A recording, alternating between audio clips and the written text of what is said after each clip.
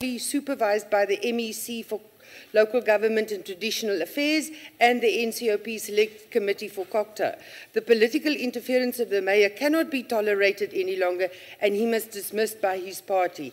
An independent forensic investigation into the corruption and unlawful expenditure in the municipality must be conducted. I so move. Thank you. Honourable members, you must remember that it's a minute and 30 seconds the time for your motions. Honourable Mohai. Thank you, Chairperson. I move that House comment and congratulate the Financial Fiscal Commission for the successful hosting of the 20th anniversary conference, which was held here in Cape Town International Convention Center. The theme of the conference was the review of South Africa's intergovernmental fiscal relations system, an African perspective on fiscal decentralization. The conference brought together all participants, public representatives and officials from institutions in all spheres of government in South Africa and abroad. Some of the issues discussed at conference included the rethink on fiscal implication of legislation and policy norms and standards, an African perspective for intergovernmental fiscal relations policies to meet infrastructure need for economic development, and noted the need for review of the current South African intergovernmental fiscal relation within the context of an evolving South African intergovernmental fiscal relation, within the context of a long-term planning, which is the hallmark of developing nations. Thanks. Thank you. Honourable Macharakis.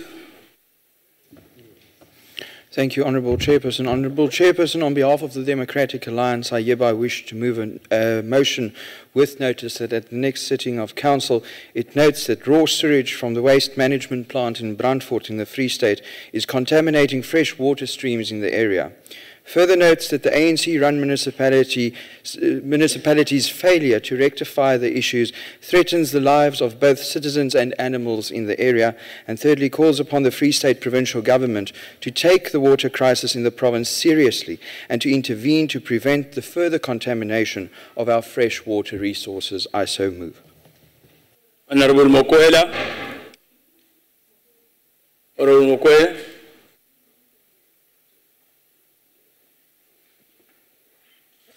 Thank you, Chairperson. On behalf of EFF, we hereby move the motion without notice. We note with concern the irresponsible manner in which directors of Aurora Empowerment System have remained silent after leaving employees of their now defunct mine institute. Not only has the saga further put the South African mining sector in jeopardy, but it has also further worsened a prevailing problem of unemployment and poverty. We further note with dismay that the President's nephew and director of Aurora has absolved himself from any responsibility over the debacle. Honourable Chair, a pattern in emerging here of certain individuals in leadership position who simply refuse to take responsibility for their corrupt behavior. They discredit the country's resources, then refuse to pay back the money with impunity. We wish to convey to them that they will be held accountable by ordinary South African if their political counterparts refuse to do so. Honourable Dlamini. Honourable Nzimande. Sorry, Honourable Dlamini. Yeah, Chair. The member read a motion without notice, but now I'm not sure what will then be the process of that motion, because if it is accepted as a motion without a notice, then a decision must be called in terms of the view of the House. Thank you, Chair.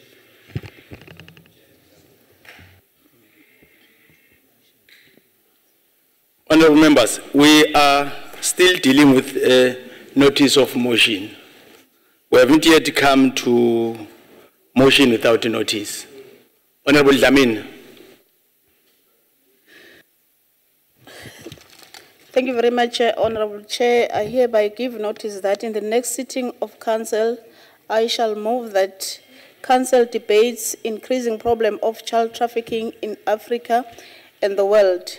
Notes that media reports estimates the number of children that are falling victims of child trafficking in South Africa to over 30,000 children that are trafficked and forced into sex trade every year in South Africa. Further notes that South Africa is a signatory to the protocol to prevent, suppress, and punish trafficking in person, especially women and children, requires South Africa to address human trafficking as a crime and make it punishable by law. Notes that in July last year, President Jacob Zuma signed the Prevention and Combating of Trafficking in Persons Bill into law and calls on the people of South Africa, the police and non-governmental organizations to wage a concerted fight against child trafficking and expose those who exploit and violate the rights and dignity of our children to their own selfish enrichment. I so move. Does any member wish to move a motion without notice?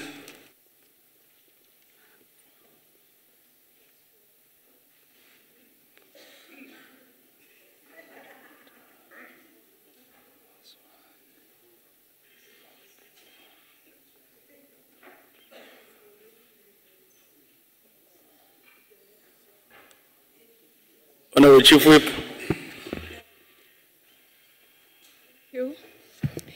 Thank you, House Chair. Actually, I have two of them. The first one, I hereby move without notice, Chair, that the Council, one, notes with utmost concern and utter dismay the conduct of the economic freedom fighters when they disrupted the proceedings of the National Assembly and showed utter contempt to the institution of Parliament, the person and office of the President. Two, that the Council also takes this opportunity to condemn in the strongest possible terms such utter despicable conduct of the EFF as nothing but a clear contempt of Parliament as an important forum of our democracy for the representation of the will and aspirations of the people of South Africa and the contestation of ideas that are advanced through superior arguments and democratic processes and practices. And lastly, Chair, that the Council calls on the people of South Africa to shun with utter contempt the repulsive, reprehensible behavior of the EFF as nothing but pure anarchism and blatant disrespect of Parliament and its stature as a vanguard of our democracy. I so move, Chair. Can I take the other bite? No, let's deal with the first one. Is there any objection to the motion? In light of the objection, the motion may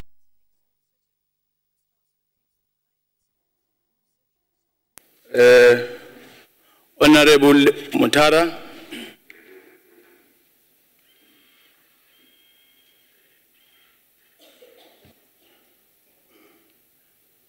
Thanks, Chair. I hereby move without notice that the Council notes that this year marks the 16th anniversary of the unjust incarceration of the Cuban 5 men on the 12th of September 1998 of committing espionage and conspiracy against the government of the United States of America and its people. Further notes that the release of Rene Gonzalez on October 7th in 2011 after completion of his sentence and freedom finally guaranteed in May 2013. We acknowledge that the actions of the Cuban 5 were not directed at the government of the United States of America and its people, but waging a concerted infiltration of terrorist organizations in Miami that were planning terrorist attacks on Cuba and her people, and take this opportunity to join in solidarity the remaining 4 of the Cuban 5 and people of Cuba in calling for their immediate release from their unjust incarceration. I so move. Is there any objection to the motion? The motion is agreed to in terms of Section 65 of the Constitution. Honorable Zwane. Thank you, Chairperson. On behalf of the African National Congress, I hereby move without notice that the Council, 1, notes with utmost concern the decision of the MMSV Productions to terminate the contracts of the entire cast of one of the most popular and longest soap drama generations, following a second strike over contracts, salaries, and royalties. 2, further notes that the firing of the cast comes in the wake of reports of poor payment and several of the cast of generations reportedly not getting any form of benefits despite being with the production for years. 3, Council takes this opportunity to condemn in the hardest possible or harshest possible terms the attitude of MMSV Productions and that the SAPC for showing utter disregard to the issue that were raised by the cast over 10 months ago. And 4, calls on the Minister of Labour and Communications and Arts and Culture to ensure that this matter is resolved with utmost urgency. I so move. Is there any objection to the motion? The motion is agreed to in terms of Section 65 of the Constitution. Honorable Van Brandis.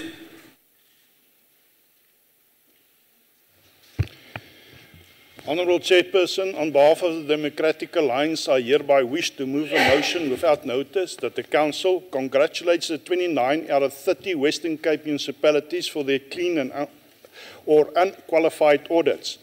Only one municipality in the Western Cape, namely Kanaland, received an adverse finding. This reflects the hard work that the Western Cape government has put in to ensure that public funds are well managed. I so move. Thank you. Is there any objection to the motion? Is there any objection?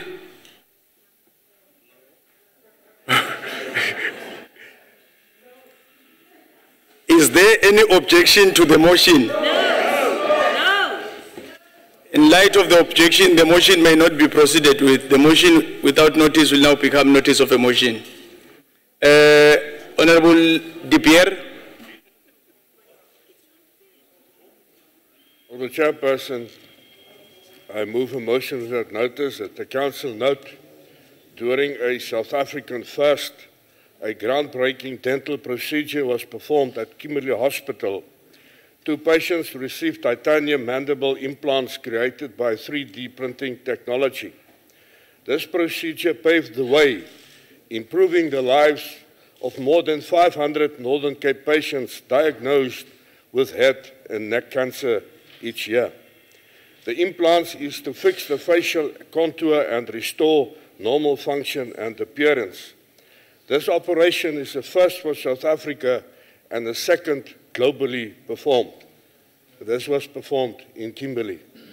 Council congratulates the medical team headed by Dr. van der Heever and the Northern Cape, which offers specialized treatment in synthetic titanium jaw implants to lead the way in improving the lives of many patients diagnosed with head and neck cancer. I so move. Is there any objection to the motion? The motion is agreed to in terms of Section 65 of the Constitution. Honorable Ntebe. Thank you, Chair. On behalf of the African National Congress, I move a motion without notice that the Council notes the media reports that the Democratic Alliance Mbalini Ntuli, who was the leader of the youth league of the Democratic Alliance, who has resigned after the relationship with the party leader, who is the Premier of the Western Cape, Honorable Helen Zille, has become increasingly strained after several publicized exchanges where Honorable Zille called Ntuli unprofessional and behaving as a prima donna after she expressed her reservation about the DA's plans march to Lituli House. Further notes that Ntuli's resignation marks the party's third high-profile resignation this year. Following the departure of the party's former parliamentary leader, Lindiwe Mazibuko, in May, and the chief executive, Jonathan Mox, amid concerns by what is now labeled as the Black Caucus in the DA, that the party has deteriorated into an intolerant, paranoia, fearful, vengeful, and malicious one-woman organization that is subservient to Helen Zille and her clique, who has reportedly increasingly become a dictator, and takes this opportunity to appeal to the other black members of the DA to see the DA for what it is. I so move, Chair. Is there any objection to the motion? In light of the objection, the motion may not be proceeded with. The motion without notice will now become a notice of a motion. Honorable Manopule.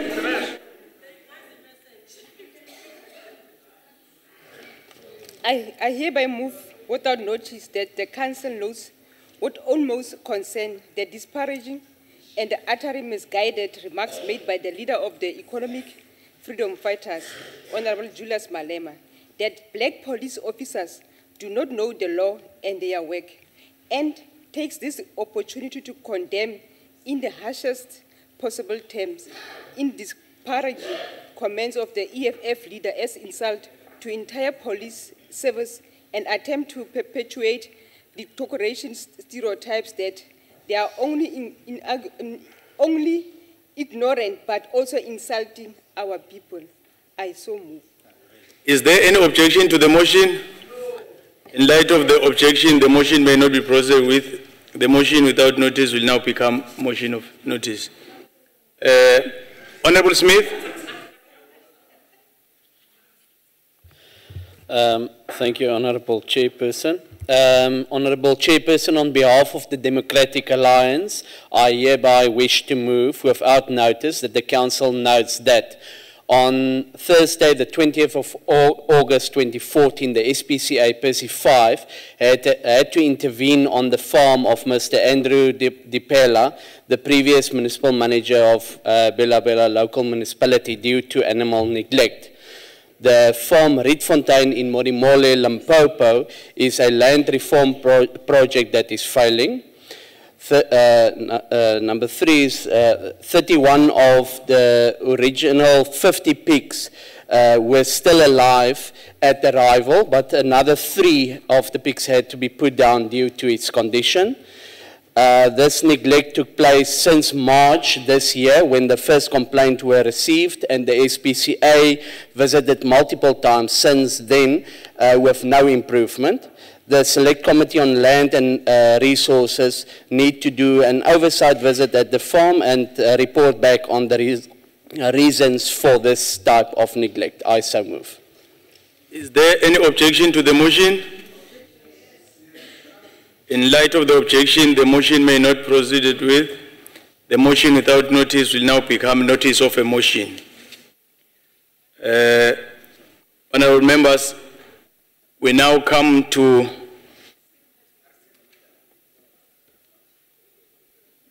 your second bite. We have exceeded the time. We still have some 3-4 hands. All right. Honorable members, we now come to the subject for discussion as printed on the order paper. Our Honorable Minister of Water and Sanitation, Honorable Minister Mokonyan.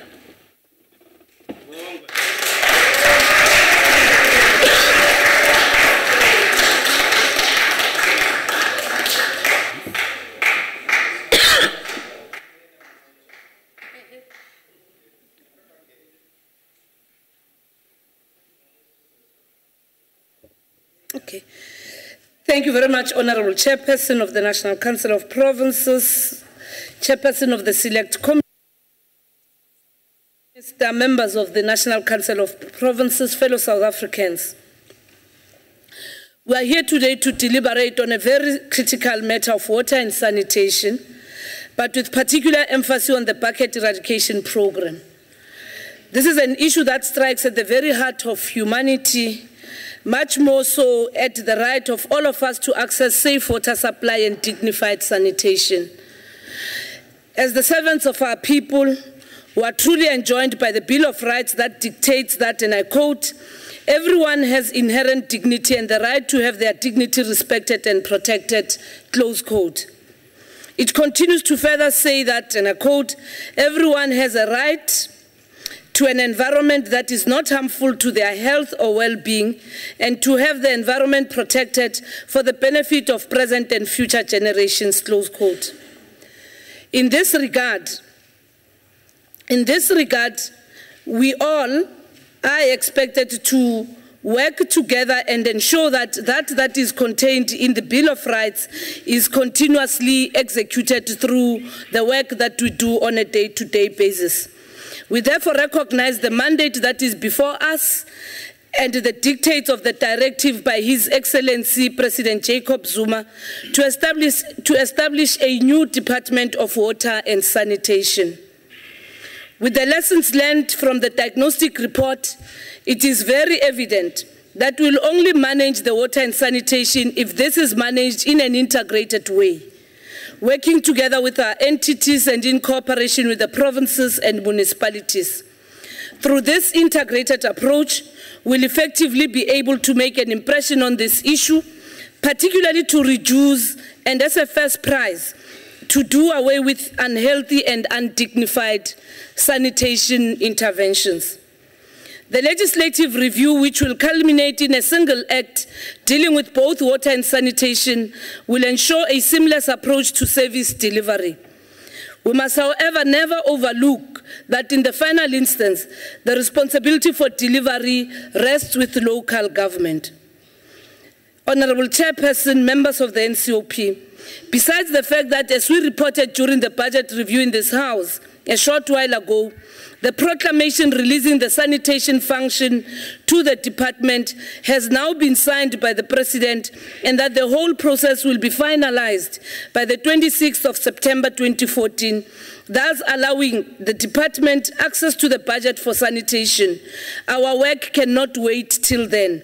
We are continuing working together with the various departments and the Department of Human Settlement in particular to make the necessary interventions where leadership is required. We are therefore well on our way to the establishment and operationalization of the new department, a new Department of Water and Sanitation. With regard to water, as we strive to consolidate our successes, we have committed ourselves and are moving forward with the utilization of our existing budget to deal with the 10% of existing dysfunctional and 26% of infrastructure where the provision of water is not reliable. On the sanitation front, whilst we have made good progress in global terms, we still remain with a backlog of 2.4 million households without dignified sanitation. Of this backlog, 282,000 households, both in informal and formal settlements, still rely on the bucket sanitation system, mainly in the provinces of Gauteng, Free State, Western Cape, Northwest, Eastern Cape, and Northern Cape. Our current focus, however, is on the 88,127, of which we have already eliminated 14,000 from the pronunciation that was made by the President through the State of the Nation address. Since the program started in September 2013, at which time there was no budget until December 2013, we have managed to eradicate 14,386 buckets countrywide. In Free State, we have eradicated 9,223 buckets with over 4,516 fully waterborne in Wesselbron, where we have 2,300, in Hop House with 1,224, in Tweespruit with 1,353, in Windberg with 410, in Tabanchu and Botshabelo with 198. In the Northern Cape,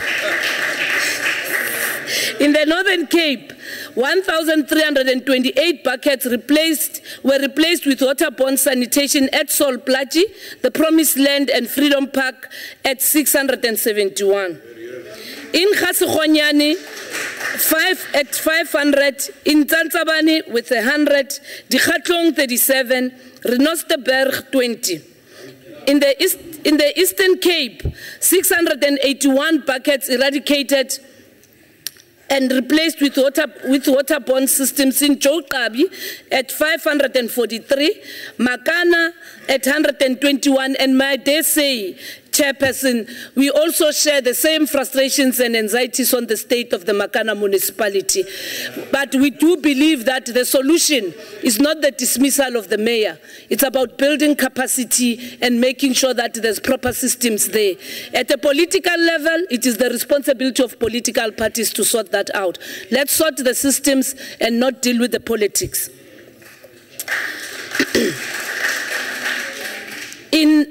In Makana, it's 121. In Pavians, it's 13. In Blue Crane, it's 4. In Limpopo province, we have delivered 3,143 toilets that include VIPs with alternative sanitation in the following areas. In Ephraim Mokhala, 1,500. In Giyani, 501. In Mudimulle, 400. In Blauberg, 400. In Tanin, 210. In Litaba, 132. In Pumalanga, we have eradicated all 11 buckets at Dipaliseng. In the northwest, we have eradicated 81 buckets at Matlosana. May I hasten to say, what we see on Pumalanga and on the northwest is a reflection of a bigger problem in the provinces, and hence the decision together with the provincial government of the northwest that we are going to take over, not just going into support, but take over the responsibilities, bring capacity wall to wall in the entire northwest, so that then we can help the municipalities, and as we building capacity, we accelerate delivery to our people.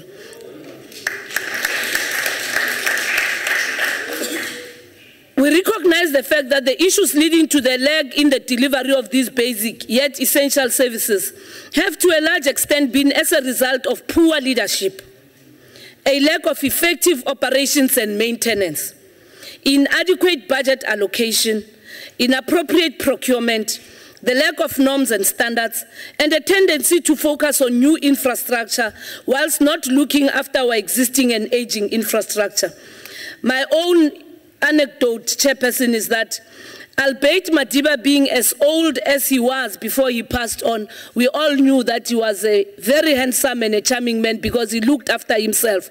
So no aging infrastructure has to be neglected. You have to look after it, and it will really provide the necessary service.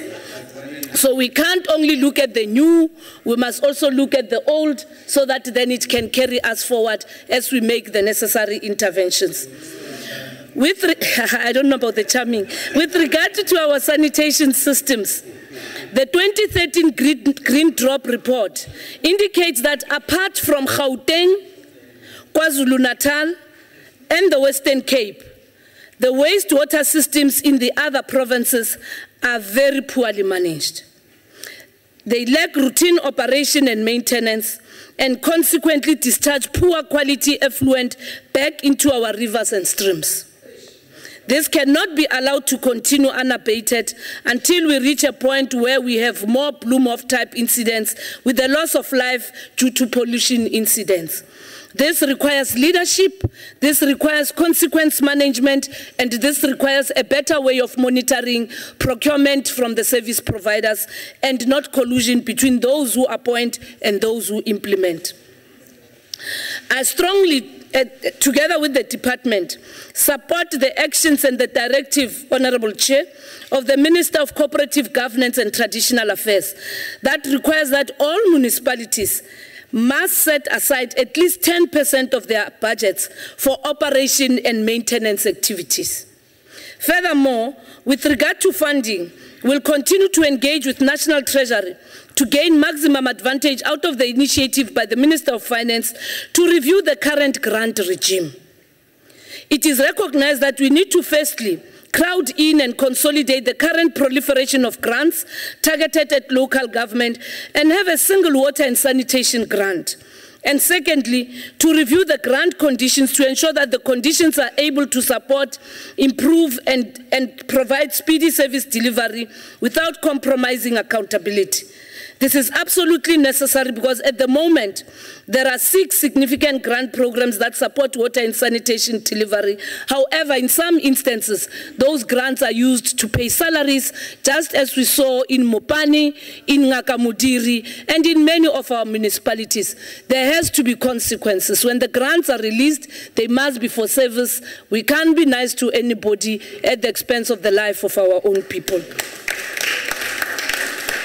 Sanitation in particular has up to now been mainly funded on an ad hoc basis, whilst water has enjoyed the benefits of a more matured ring-fence funding regime. How do we deal with the transition, given that South Africa is a water-scarce country and we have to ensure that we do not pollute these limited resources? The solution, therefore, Honourable Chair, is not to throw money at the challenge. Money has proven not to be the solution, but to always ensure that where and when money is spent, it is in cognizance of the prevalent and unique needs, and therefore the deployment of funds will now henceforth always be for the procurement of well-researched and tested solutions customized to meet the needs, these needs that differ in form and degree from area to area across South Africa. Therefore, there cannot be a one-size-fits-all scenario. In ensuring relevance in spending, we remain mindful of the dire consequence that unspent funding has on service delivery. Hence, we seek to unlock funding where it is always required urgently to provide the best, most cost-effective, as well as the dignified sanitation facilities to our communities. In order to expedite our work, we have also instructed our entity, the Water Research Commission, to urgently, by the end of this week, to advertise for and manage the submissions, as well as evaluate the available options on the market with regard to sanitation delivery. This request for information must be for solutions which are implementation ready, with such service providers ready and willing to put demonstration units on the ground for us to gauge the viability and acceptability of such solutions, both from technical aspect as well as from the community point of view. The community aspect must be directed towards community development, including education and awareness, resulting in the community being an active partner, appreciating and securing such solutions that we are putting in place. As far as it concerns customization of solutions, the department is equally encouraging and open to green technology innovation that is decent, environmentally friendly, and creates employment for our local communities. The availability of neater, much more dignified alternative toilet systems in the environment compared to the very deficient VIP toilet is an indication that the time has come for new, innovative, available toilet systems that will ensure that the dignity of our people is restored and maintained. From the current scenario, Honourable Chair, it can therefore be seen that the complicated process of building sanitation and sewage system has concomitant effects in that the very operations, maintenance and rehabilitation of sanitation and sewage systems, if not managed properly, can further settle the service delivery backlogs. It is therefore important that our operations and maintenance of sanitation infrastructure for both waterborne and VIP dry sanitation are adequately addressed. Honourable Chair, members of the NCOP, lack of coordination also results in great difficulty for a collective delivery of this critical service. We do believe that with coordination, and for an example, if the entire MIG formula allocation were considered, with over 7 billion per annum, the 2.4 million sanitation backlog would theoretically be wiped out within an MTSF period. But the disadvantage is that it gets then fragmented because every little municipality has to get its piece, and finally we are not able to see maximum impact. We have to move away from a one-size-fits-all. We have to acknowledge the non-viability of municipalities, but we also have to deal with the service delivery side as compared to silos of different municipalities.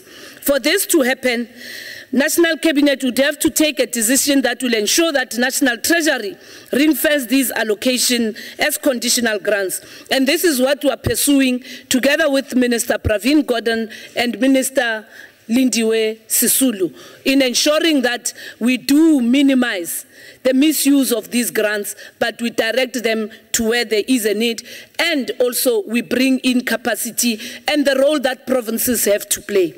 We have agreed with all our partners in the water and sanitation sector, assisted by the ministry visits to provincial legislatures to strengthen cooperation, that our intention is to adequately and with dignity ensure that truly the pride of the people of South Africa is restored. The collaboration amongst the three departments commenced around July 2013, almost 8 months towards the end of the 2013-2014 financial year. It came about with the appointment of former Minister September as the Human Settlement Minister. Having worked in water, she forged close ties with the water sector. Initial focus was to identify and deal with water and sanitation hotspots. After consultation with the ANC and the President, the focus changed into eradicating buckets in formalized areas. Then the marching orders were that buckets in formalized areas should be eradicated by March 2014. These decisions were taken during August 2013 meetings. At the time, there was no budget for the BEP program, the bucket eradication program, and DGs were requested to reprioritize and also engage National Treasury. Honorable Chair, we also want to draw your attention to the fact that water boards, together with MISA, the HDA, NECHA, and NHBRC, were also engaged. With the exception of the NHBRC, the other agencies were appointed as implementing agents. The initial business plans were submitted in September 2013 with unit prices ranging between 17,000 and 30,000. The target was to eradicate 88.127 buckets at an average price of 30,000. It was estimated that the program would cost 2.6 billion. Only 450 million was secured from the Department of Human Settlements SDG savings from Limpopo. The Department of Water Affairs secured 200 million that was given to the Mangaung and Bloom Water. Accordingly, National Treasury approved in the 2014-2015 an amount of 899 million and an amount of 975 million for 15-16 only around December 2013. However, the 899 million budget for 14 and 15 financial year can only deliver 30,000 units. COGTA and municipalities need to be mobilized so that almost 50% of the 15 billion MIG budget in 14-15 is redirected towards bucket eradication. It is important to note that $1 billion can eradicate 33,000 bucket sanitation per annum. To achieve this, a cabinet memo may be required to persuade cabinet to reorientate the MIG grant as we have agreed as the three departments. I'm of the firm belief that some water service authorities are acting autonomously and some are acting maliciously.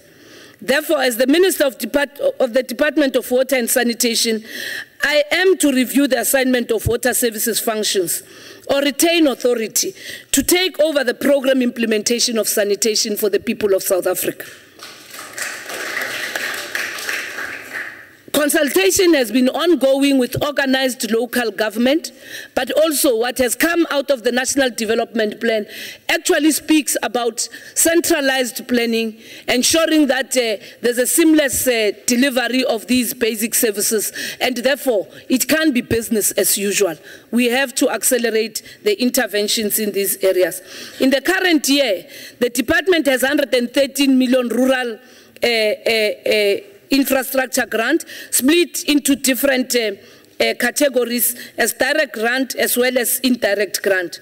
In the outer years, rural household infrastructure grant allocation will roll out as 106 million for 14-15, 118 for 15-16, 124 for 16 and 17 financial year. The idea that the bucket eradication program could deliver all 88,127 units by March 2014 was not based on empirical reality, given the following. The amount available was only 650 million, when over 2.6 billion was required, at a unit price of 30,000. Secondly, Although we had names of areas and villages under severe stress, further assessment work was required, and water boards that had assessment programs scheduled beyond January 2014 were requested to fast-track their processes, as this was an emergency program. Thirdly, connecting new households to waterborne sewer required increased capacities of wastewater treatment plants, reticulation pipes, bulk infrastructure upgrades, and increased water supply. And lastly, infrastructure designs, excavation, beneficiary administration, community consultation, appointment of professional expertise, all required lead time. Honorable Chair, members of the NCOP, however, it then follows that for these challenges to be overcome and to be able to meet unlimited needs with very limited resources, I, as the Minister for Water and Sanitation, have commissioned that the following stringent intervention measures for a realistic bucket eradication program is implemented. 1, waterborne sanitation is being installed mostly in proclaimed townships. And I dare say, you can't provide waterborne services in informal settlements that are not proclaimed townships. And therefore, a one-size-fits-all cannot and can't be, now and in the future, a solution in all our informal settlements. Secondly, alternative sanitation systems are used as interim solutions in townships that still require bulk. Where there are plans to lay bulk infrastructure, we must provide alternative sanitation systems that are dignified and not the ones that have been condemned by the Human Rights Commission, like the report we have seen on the state of sanitation in the Western Cape. Thirdly, furthermore, the Department of Water and Sanitation has to work with Water Research Council and private sector partners that provide alternative sanitation solutions to communities without water supply or infrastructure. In this regard, there is a need for beneficiary education as well as end-user education to be availed to enhance the reliability and efficiency of these alternative systems. In the interim, honeysuckers, it's a name that sounds nice, but what it does is actually something else. Honeysuckers are to be used to provide operation and maintenance in both informal settlements and rural areas to prevent households regressing back into the backlogged use of bucket sanitation. As part of the intervention, the bucket eradication program for 14-15 financial year, allocation of 899, needs to be allocated to implementing agencies immediately, who will then need to increase their contractor capacities in order to spread to more communities and project sites immediately and ensure that we've got qualified people who must deliver so that we avoid another bloom off in South Africa. With that, professional resource teams need to be deployed immediately to assist in each province with technical capacity and assessment, engineering and project management services, beneficiary administration, mobilization, asset register compilation, and financial reconciliation and reporting. Already, this kind of intervention is beginning to yield results in the Free State province, and also the intervention that will be bringing in the Northwest, with the Free State already taking a lead in making these interventions a reality, given the experiences that we have had. And what is of importance is that together with all local authorities and the provincial government in the Free State, we have agreed that we need this high-level intervention that will then come in wall-to-wall. Initially, Mangaung was excluded, but with the last visit by the Deputy President of the Republic, Comrade Cyril Ramaphosa, we have also made interventions in Botshabelo and in Tabanchu, because we do believe that there is no area that cannot actually be assisted if we realize that there are serious challenges. And I want to commend one of those who have been quite helpful in that, the MEC for COCTA in the Free State. She walks the talk and she acts and she loses friends, but she gains the support of the community. In summary, what are our game changers? The game changers will firstly have to be about revisiting the water ownership patterns and water use rights in our country. Secondly, it is about educating and creating awareness amongst our communities on conservation, preservation, and security of our scarce resources, as well as innovation.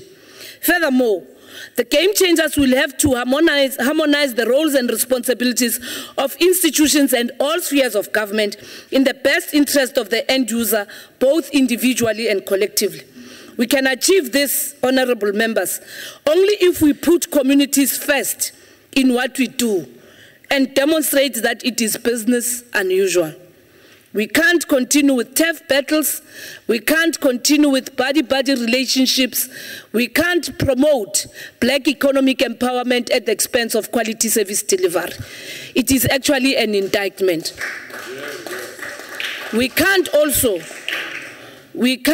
have a situation where we have people with incapability having to manage local government operations and maintenance. We need skilled capacity.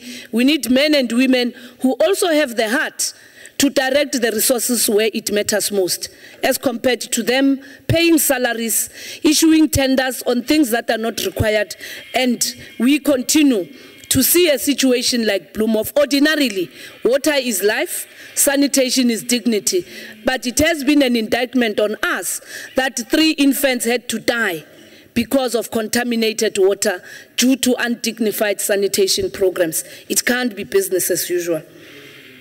The program will be differentiated and will follow up the rationalization of the current grant programs. And in conclusion, on behalf of the President, I must, and I want to take advantage of this podium, apologize to the people of South Africa in that we were over-ambitious in targeting the completion of the bucket eradication backlog by December 2014. Those who were supposed to provide wisdom through planning, proper budgeting, could not actually give us factual evidence that I have raised above. And I do believe there has to be consequence on those who want to allow us to pronounce on things that are not feasible, are not viable. The people of South Africa know us, the ones who are public representatives, and those who have to serve us with information can't give us information that is not credible. Siyaxolisa, re kopa tshwarelo. Really, it was not our intention. Watch the space. It will not be business as usual. Sizoshesha will make a difference, and it will not be business as usual. Thank you, Nyabong.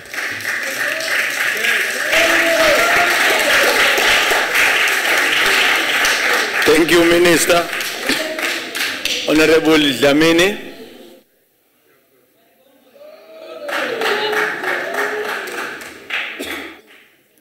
I'll remind those that are going there for the first time that we do have time there that is assisting. But those that knows, there's no problem. Like Honorable Dlamini, there's no need for me to remind her. Honorable Dlamini.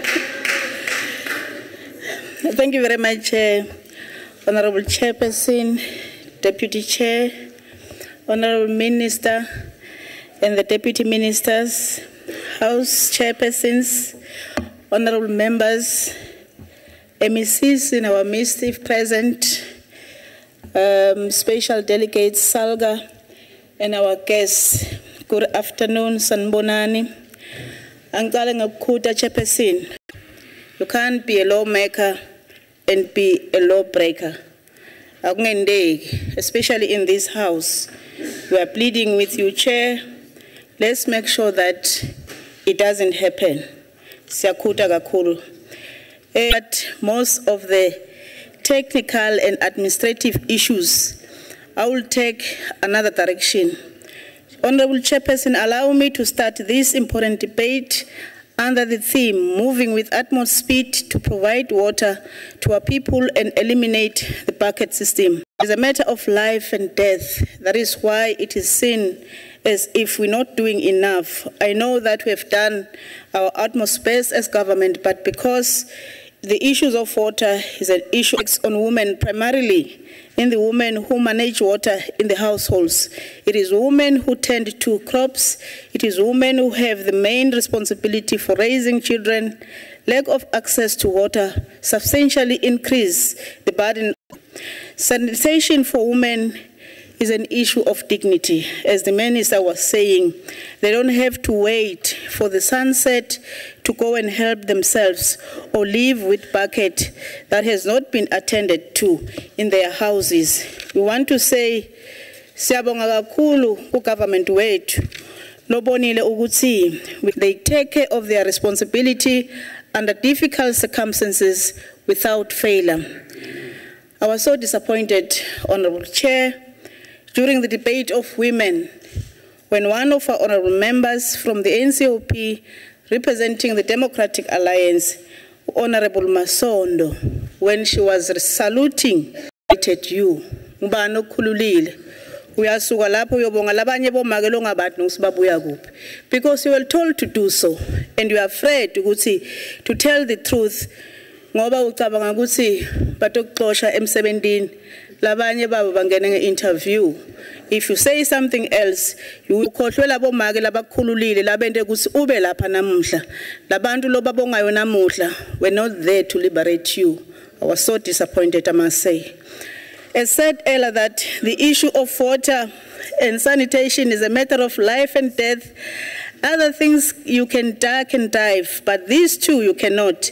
Therefore, to make sure the speaker mentioned an Honorable Masondo of the day. I don't know that person. Thank you, Chair. So is it a clarity or is it you want to ascertain the name of the member Masondo? Thank you, sir. Witolile Mike. The member next to you. If I was wrong, you can correct me, but it's a member next to you.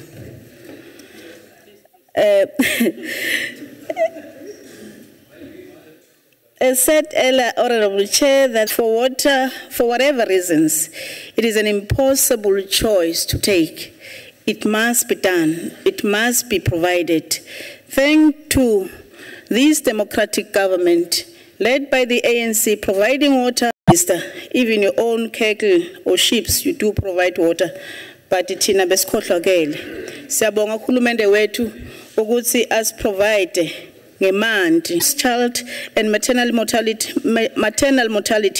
increased dignity and reduced psychological stress, reduced physical injury for constant carrying and lifting of heavy load, sexual assault and increased safety as girls and women do not have to go to remote areas to fetch water, thanks to the ANC government led by the Honorable President Jacob Zuma. Water and sanitation services remain one of core challenges of our time, globally, particularly South Africa's growing political economy. Yet while South Africa has met the Millennium Development Goals, it is against this backdrop that a new Department of Water and Sanitation has been established to unify water and sanitation services. You can those things. In his State of the Nation address of the 5th Parliament, the Honorable President Jacob Zuma acknowledged that the water services delivery protest becomes impatient and envious of their neighbors as they continue to feel excluded or denied access to water services. Akusho ukuthi nabaprotesta abantu kusho ukuthi because the select committee we commit ourselves to support you. We will be side by side with you, especially on two matters. On two matters, which we will be doing a very close monitoring. The issue of bucket eradication. I could not help it when I went to a funeral of the former chief whip of this house, Ekukuletu, saying the Western government must play, the Western Cape government, province, not government, province must take their role. We also want to say our people should also try to respect, not to invade land. Worth noting that in May 2014, it was announced that Durban Water and Sanitation Department won the Stockholm Industry Water Award for its transformative and inclusive approach, calling it one of the most progressive utilities in the world. That is Durban in KZN, of course, toilets in 14 years. It also was South Africa's first municipality to put the free basic water for the poor into practice. It's not me, this is an international forum that has recognized that if wishes were like horses to other people, it could have been said before, no doubt about it. Although there has been tremendous improvement on the provision of water service since 1994, there is still room for improvement in this regard. The government highlighted and acknowledged the water service successes and challenges. The government has also outlined solutions to the identified challenges. For instance, the establishment of the Inter-Ministerial Task Team to address water services delivery challenges. The inclusion of sanitation to department is a clear indication that the Honourable Mangazela of the Western Cape local government.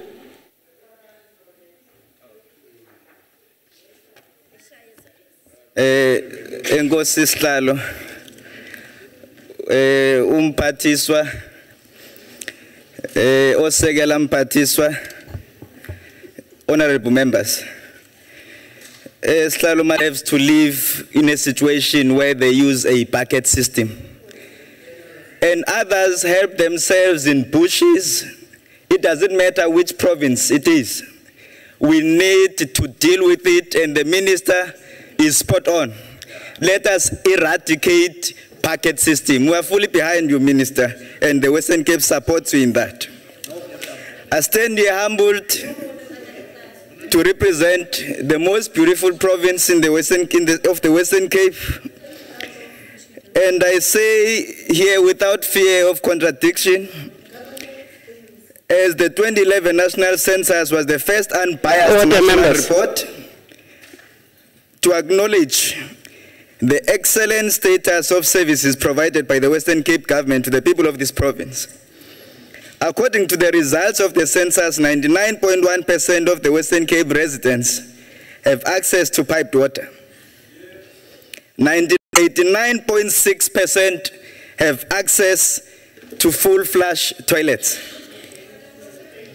For the past 5 years, our municipalities, which deliver day-to-day basic services to residents, have doubled the number of clean audits that they have achieved. It means you are doing well. The results of clean municipal audits mean that the life is better in those communities. It means that finances are handled better and there are better controls. That's what it means.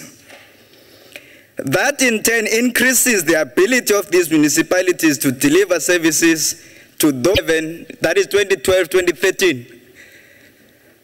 29 out of 30 municipalities in the Western Cape achieved unqualified audits.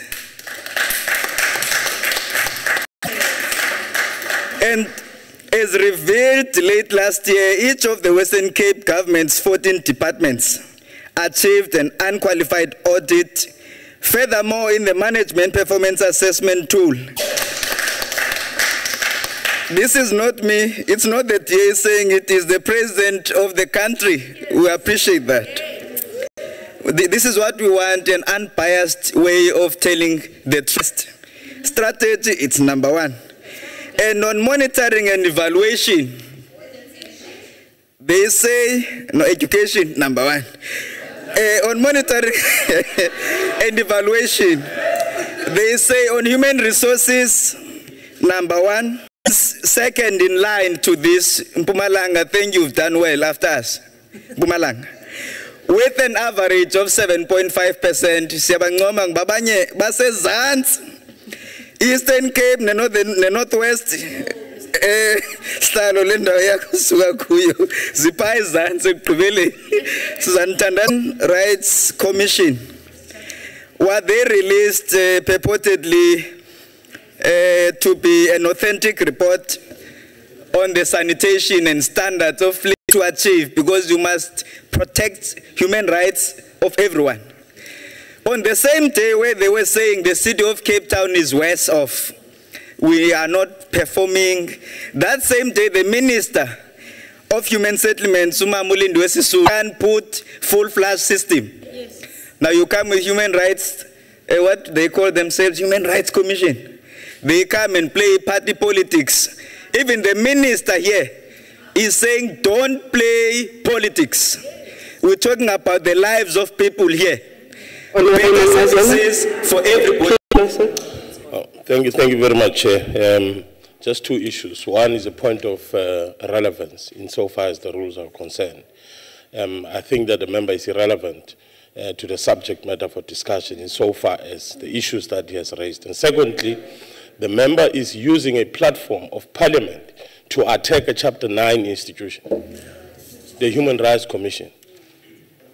And as a member of parliament, you have taken an oath or whatsoever to respect the Constitution, and for which the Human Rights Commission enjoys such a respect. I think the member is misleading the House, and he must withdraw that attack on the human rights. Let me just respond. Mr. Mazela, I am chairing this proceedings. Respect that. Thank you, Chair. Order. Order.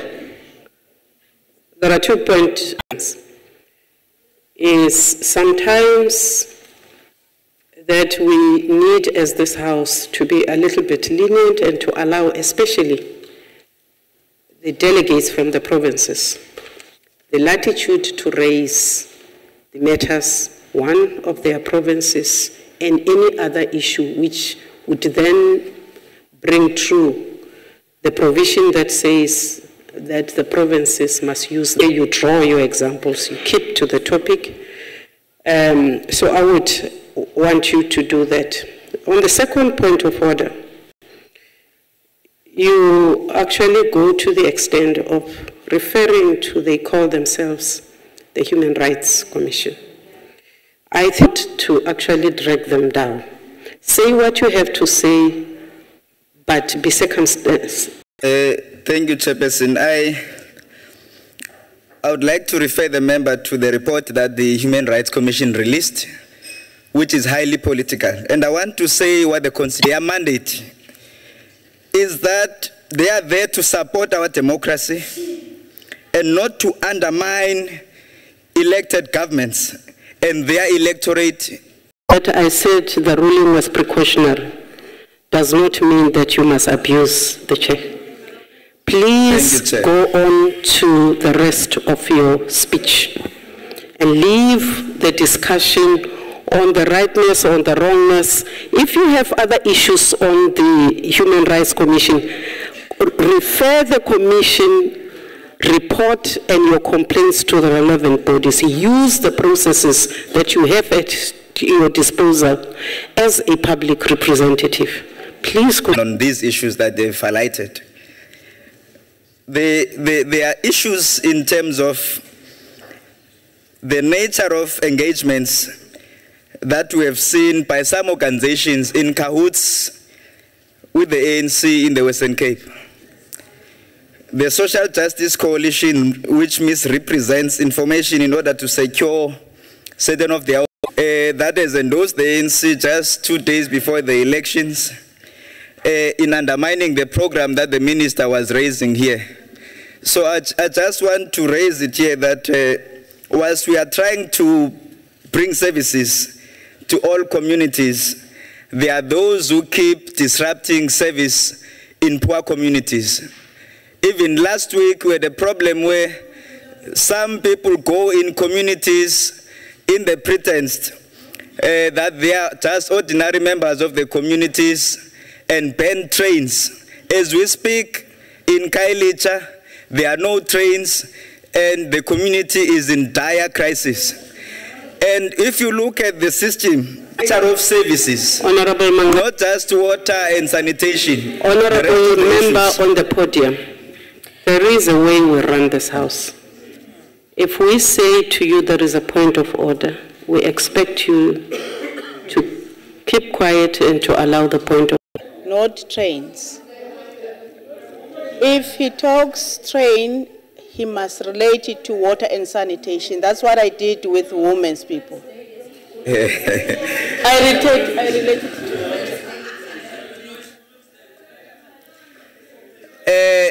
Thank you, Chairperson. That was not a point of order. You are disturbing me. The provinces have a responsibility to produce. They must also work closely with those that help in working the land to produce. And in doing so, we need basic services in all farms.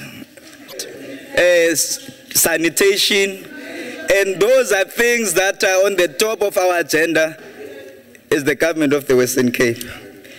And I want to say, Chair, before I finish, live in this country. The country as a whole has witnessed the benefits of this province. Look, that all municipalities, and we want to encourage those government departments and entities and business. Thank you, sir. Order members, the Honorable Kaula.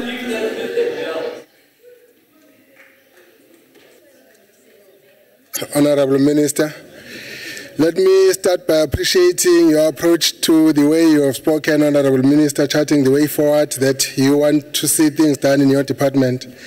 It is not usual that you get the Honorable Minister apologizing in public in this very same podium about the way things have been done, bearing in mind that a very big slice of the culprits are like, I say, Honorable Minister, PEE at the expense of quality service delivery is not. You also alluded to KZN, Western Cape and Gauteng as having adequate water purification systems. Honorable Minister, KZN is two wells in one. In the urban areas of KZN, there is adequate provision of water and sanitation programs. But in the rural areas of KZN, we still have a huge backlog that still needs to be attended to. According to the report by the Department of Water and Sanitation, 7 provinces are still plagued with the bucket system around the country. The Eastern Cape has Kakadu, Amatole District, Chris Hani, Ukahlamba, and Nelson Mandela Bay, Metropolitan City. Free State, there is Zarip, there is Moteo, there is also Litswele Putwa, and Tabo the Poor Man, Tabo Mufutanyana. There is first the Tabi, and Gauteng has got steady being with this problem. Then in the Northern Cape, there is Namakwa, Prixley Kaseme, there is Sianda, there is Francis Part. Northwest, there is Ngago Motiri, Mulema, and Dr. Ruth Mompati District. Western Cape, we have this problem in Overberg, in Eden, and Central Karoo. For the financial year 2014-15, Honorable Minister, the Bucket System Eradication Program in Water Affairs is receiving the budget of 899,177,000 for the whole country. Therefore, moving with utmost speed to eliminate the bucket system is a mere phrase with no tangible achievable results, like you said, because of the problem of resources, especially financial resources. Honorable Chairperson, of all the 9 provinces of South Africa, 7 have this problem of the bucket system. The remaining 2 are KwaZulu-Natal and Limpopo. KwaZulu-Natal is not plagued by this problem because of the solid foundations laid by the Inkatha Freedom Party administration in the governance of the province of KwaZulu. Inkatha Freedom Party inherited townships with the bucket system from the apartheid government in the early 70s. These included a bucket system in Umlazi, in Kwamashu, and Kwamakhuta. But even before 1994, the bucket system in these areas were totally eradicated by the IFP administration. The new townships established by the IFP administration thereafter never had the bucket system. These included Ulundi, Kamalake Township, Ntuzuma. Honorable Chairperson, the IFP cares about the welfare of the people. Thank you. Thank you, sir. The Honorable MEC, Local Government Human Settlements, Maine. Ke a leboga motlotlege modulasetilo wa ntlo eno. Ke dumedise motlotlege letona Comrade Nomvula, Deputy Minister Comrade Andres Nel, and honorable members of this August House. Honorable Chairperson, I think Honorable Mangazela is very economic with the truth. Western Cape cannot be number one on everything. I want to keep to the topic, Honorable Chairperson, but it is a known fact that in terms of education, the province of Bokonibu-Pirima is number one. So it's not Western Cape. It's also very interesting that in the Western Cape, Section 9 institutions can be attacked or be criticized. There are other institutions, or Section 9 institutions, which are friends to the Western Cape and cannot be criticized, and comrades would know that institution. I don't want to step to the levels of the honorable member, but I just thought that we should request the member to be honest with himself first. In the year in which we celebrate 20 years of freedom and democracy, we acknowledge the challenges that continue to beset our communities, particularly with regard to sanitation, as we mark our transition into the second phase of our democratic society. The assertion that sanitation and human dignity are interlinked is by no means an empty rhetorical stance, given the history of spatial planning which the mass majority of our people have inherited. In our resolve to deal with these historic challenges, we are inspired by the vision for 2030 and beyond, as articulated upon by the NDP. In this regard, the NDP acknowledges that since 1994, access to basic services have expanded. By 2010, when the NDP document was drafted, 97% of households had access to water, and almost 75% had access to sanitation and electricity. The NDP continues to note that despite these achievements, access to safe water supplies, hygienic and dignified sanitation facilities remains a daily challenge to many South Africans, particularly in poor rural area and peri-urban communities. It further continues to pinpoint the sources of these challenges and resolve that these underlying sources must be addressed, such as affordability of services for poor households, poorly managed municipalities with limited human and financial resources, not enough bulk capacity to supply all the networks from the households to get their services, and uncontrolled use by some households. Honorable Chairperson, practical actions plans have been embarked upon by government of the ANC to realize this vision espoused by the NDP as contained in the ANC manifesto for the 5th administration. In this regard, the manifesto commits government to ensure that all South Africans have access to adequate human settlement and quality living conditions through programs that provide 1 million housing opportunities to qualifying households over the next 5 years, and providing basic service and infrastructure in all informal settlements. We have bold programs in place in Bokonibu-Pirima to speedily deal with the challenges of bulk infrastructure and sanitation within the broader goal of providing our people with a desired model of human settlements program equipped with all attendant basic services necessary for the achievement of decent living conditions, in which our people are inspired to explore their full potential.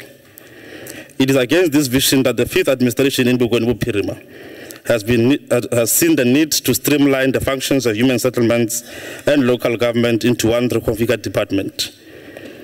In our response to the vision and to the NDP vision and the marching orders from the ANC manifesto, the Department of Local Government and Human Settlement in Bokonibu-Pirima will utilize 194 million, part of which will be sourced from the Provincial Infrastructure Grant, to deal with challenges that relate to water and sanitation in the current financial year.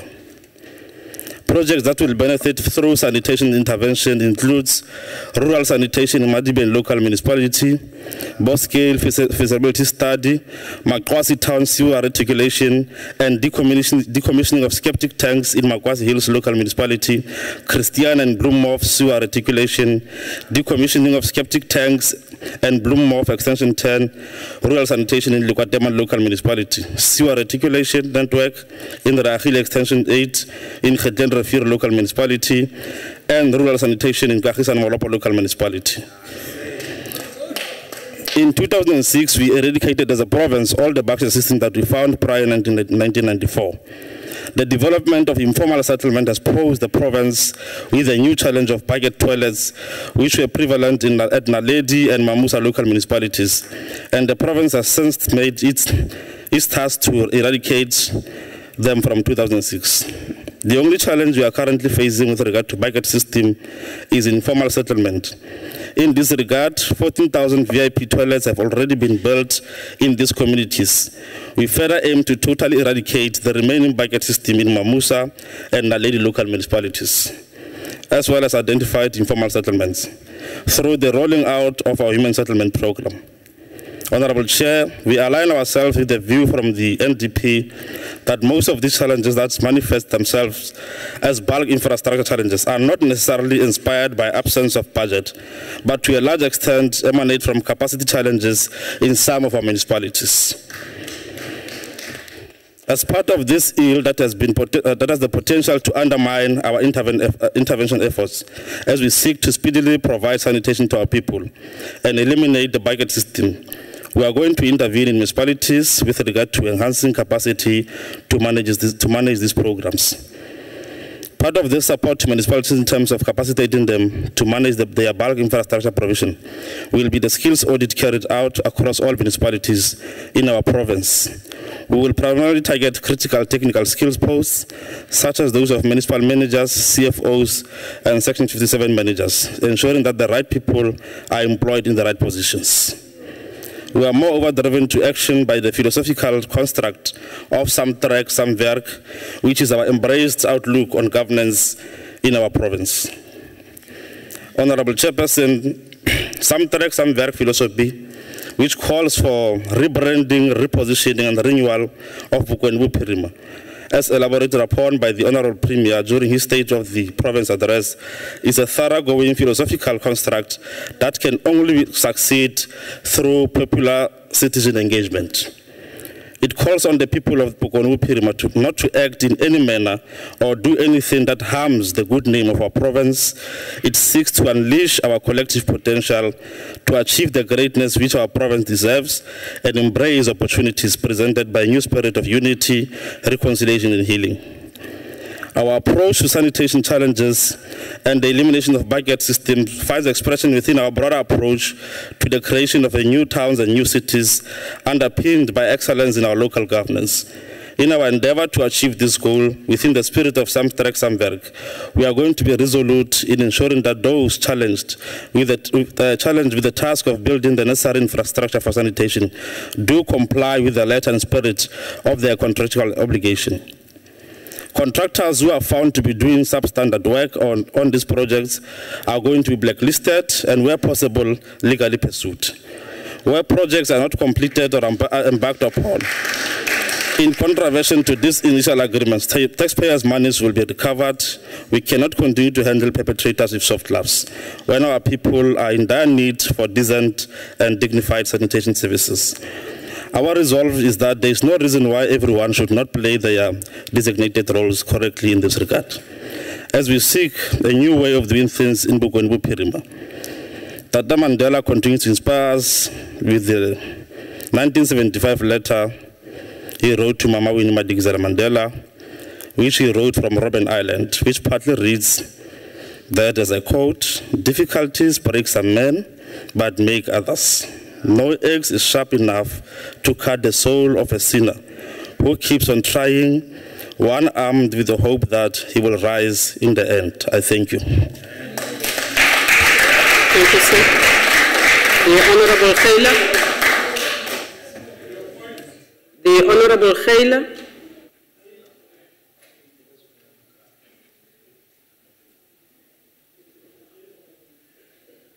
Yabizwa tata, ixesha.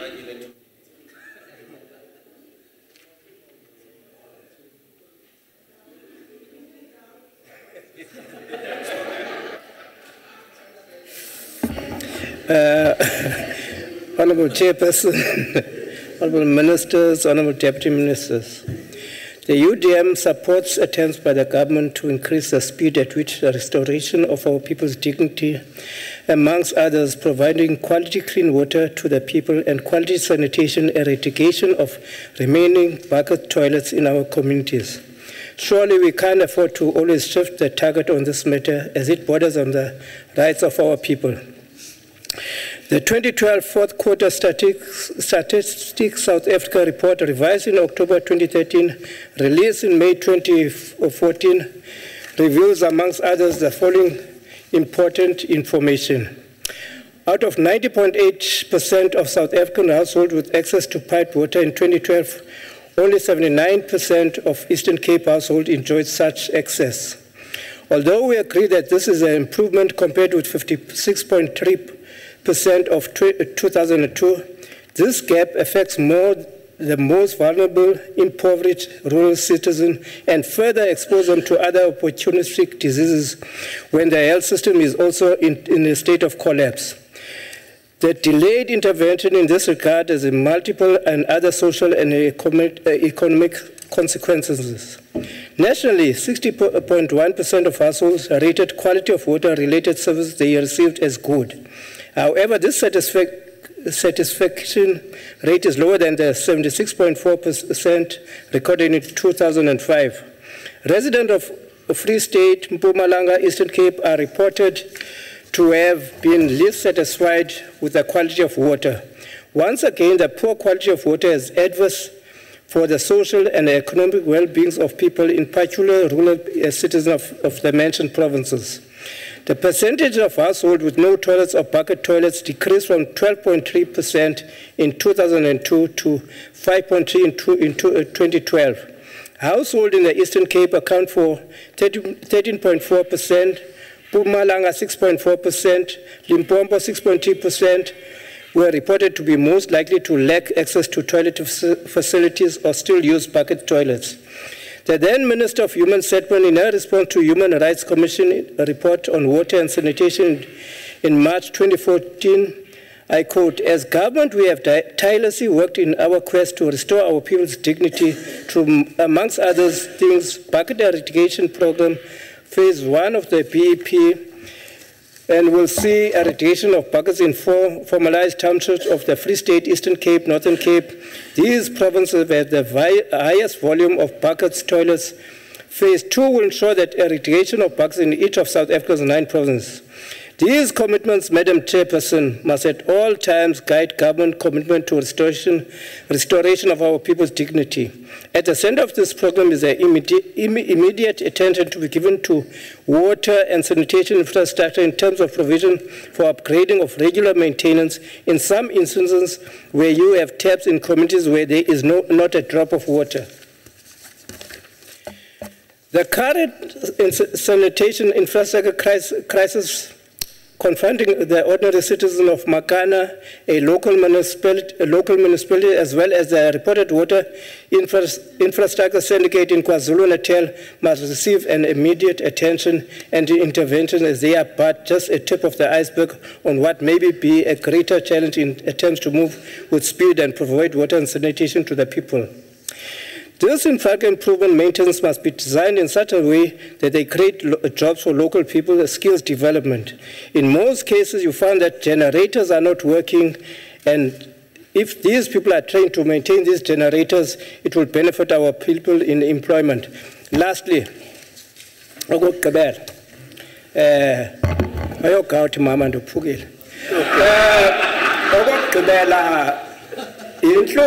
Minister.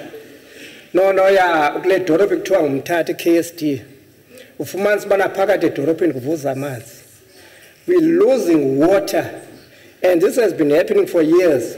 Sake sazama unceda ke siyi-UDM. Into yena sibhukuqa kuwesi ngokuna. Ufike eMthatha kungekho manzi. Nazi members zeparlament ziyazi. Nongena eMthatha ufika kungekho manzi. So siyacela bana ngeneleleni kule nto yovuza lwamanzi. Inkosi. Inkosi Tata. The Honorable Tseki, Chairperson, Gauteng Cooperative Governance, Traditional Affairs and Human Settlements.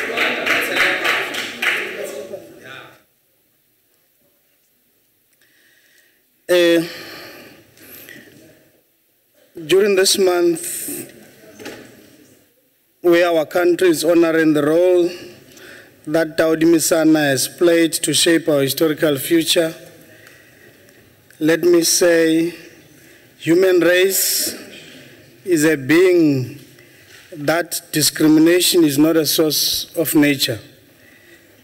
Let me greet you, Chairperson, the Minister, the Deputy Minister, members of the NCOP, and guests in this important house, that water is the essence of life. Safe drinking water, sanitation are indispensable to sustain life and health and fundamental to the dignity of all. Natural water is not a commodity. Under apartheid, most whites, and to a lesser extent Asians, colored and households, had access to running water, sanitation, roads, and electricity.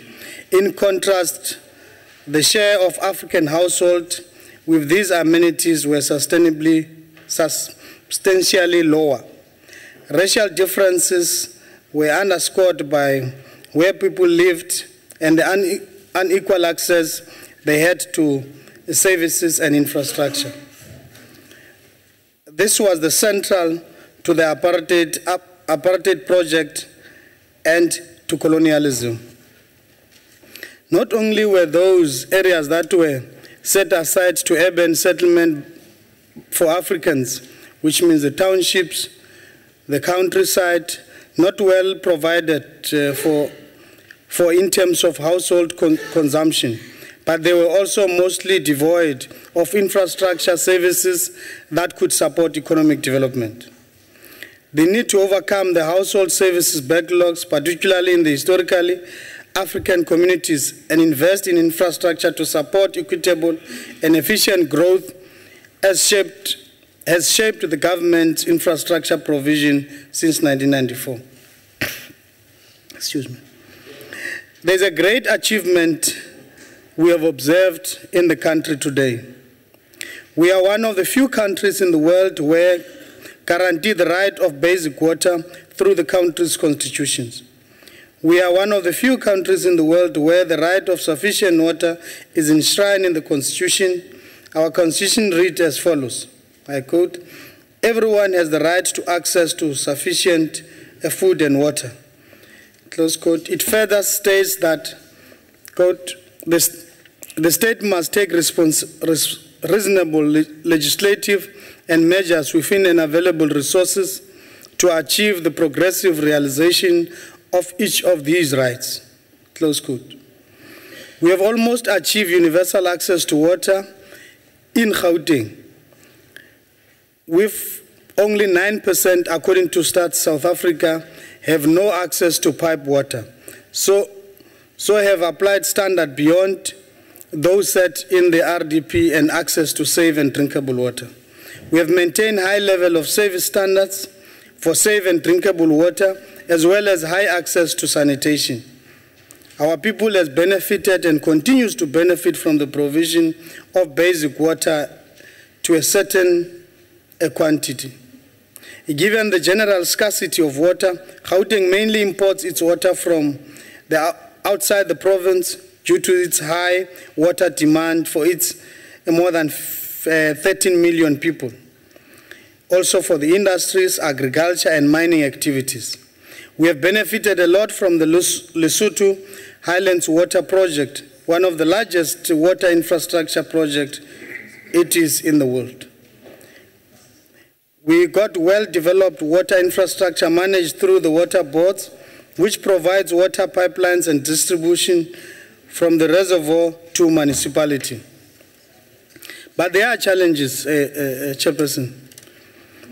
These challenges are also in relation to the quality of life survey indicates that improvement can be easily reversed by the growth of informal settlement, such as by the 2013 access pipe water has reduced from 33 3% in 2009 to 91% in 2013. While access to sanitation is high in the province, we have seen a worrying decline in access in Mid-Val from 92% in 2001 to 81% in 2013, and we know who's running that municipality of Mid-Val. The persisting reality of informal settlement and population growth can be attributed to the challenge of meeting basic services like water and sanitation, including the persistence of the bucket system that is used by 1% of Gauteng households. Overall, nearly 69% of Gauteng residents are satisfied with the provision of water, sanitation, and other basic services. Whilst water infrastructure remains the most developed in the province, we need to invest more in the maintenance of the existing infrastructure. This will require that the local government maintains adequate levels of funding for the maintenance. We are faced with a number of pollution threats to our water resources. First of all is industrial population. The report of the Gauteng Department of Agriculture indicates that a significant threat in the mining dumps of radiation, dust, toxic water, pollution, and contamination. The other threat is the acid mine drainage. The impact of acid mine drainage in Gauteng is a significant environmental problem that has a potential to undermine the socio-economic development of the province and pose a threat to human lives. This is our biggest concern, especially in the West Rand Basin, Central Rand Basin, which is Johannesburg, and the Ekurhuleni Basin. It is our priority, and as government, that we are committing resources to adequately deal with this infrastructure or these threats. And we know that this is based on the mining that mines has now left, but no one seeks to take responsibility, in particular by the mine bosses. Program Director, we believe that Gauteng is on track to ensure that all South Africans have access to clean running water in their homes and that we maintain a reliable supply of water to the highest standards.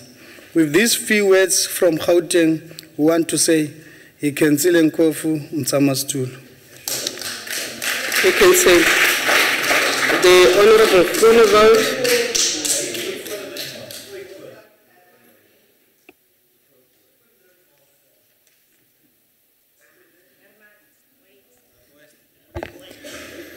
Thank you, Honourable Chairperson, Honourable Minister, Honourable members of the NCOP. Cadre deployment and the appointment of unqualified officials will severely compromise the efficiency of the department. I can clearly hear you didn't listen. I will repeat it in a different way. If the Minister and the Department of Water and Sanitation does not stop employing unqualified people who belongs to a certain faction in the ruling party and in a high specified area of water and sanitation, South Africa will end up in a country with no clean water, in a country full of diseases like E. coli. That will and already threaten people's livelihood. Minister, you've said it. Water is life. Honourable members, this member is protected. Please continue, sir. Thank you, Honourable Chairperson. Honourable Minister, you have already said it. Water is life and sanitation is dignity. Approximately 11%, and that is 1.4 million of households, formal and informal, still have to provide it with sanitation services. These houses have never had a government-supported sanitation intervention. At least 26% of the 3.8 million of households within formal areas have sanitation services which do not meet the required standards due to the deterioration of infrastructure caused by the lack of technical capacity to ensure effective operation, maintenance, refurbishment and or upgrading, pit emptying service and or sufficient water resources. 23 municipalities, that is 9% of the total in South Africa, were in a crisis state with an acute risk of disease outbreak.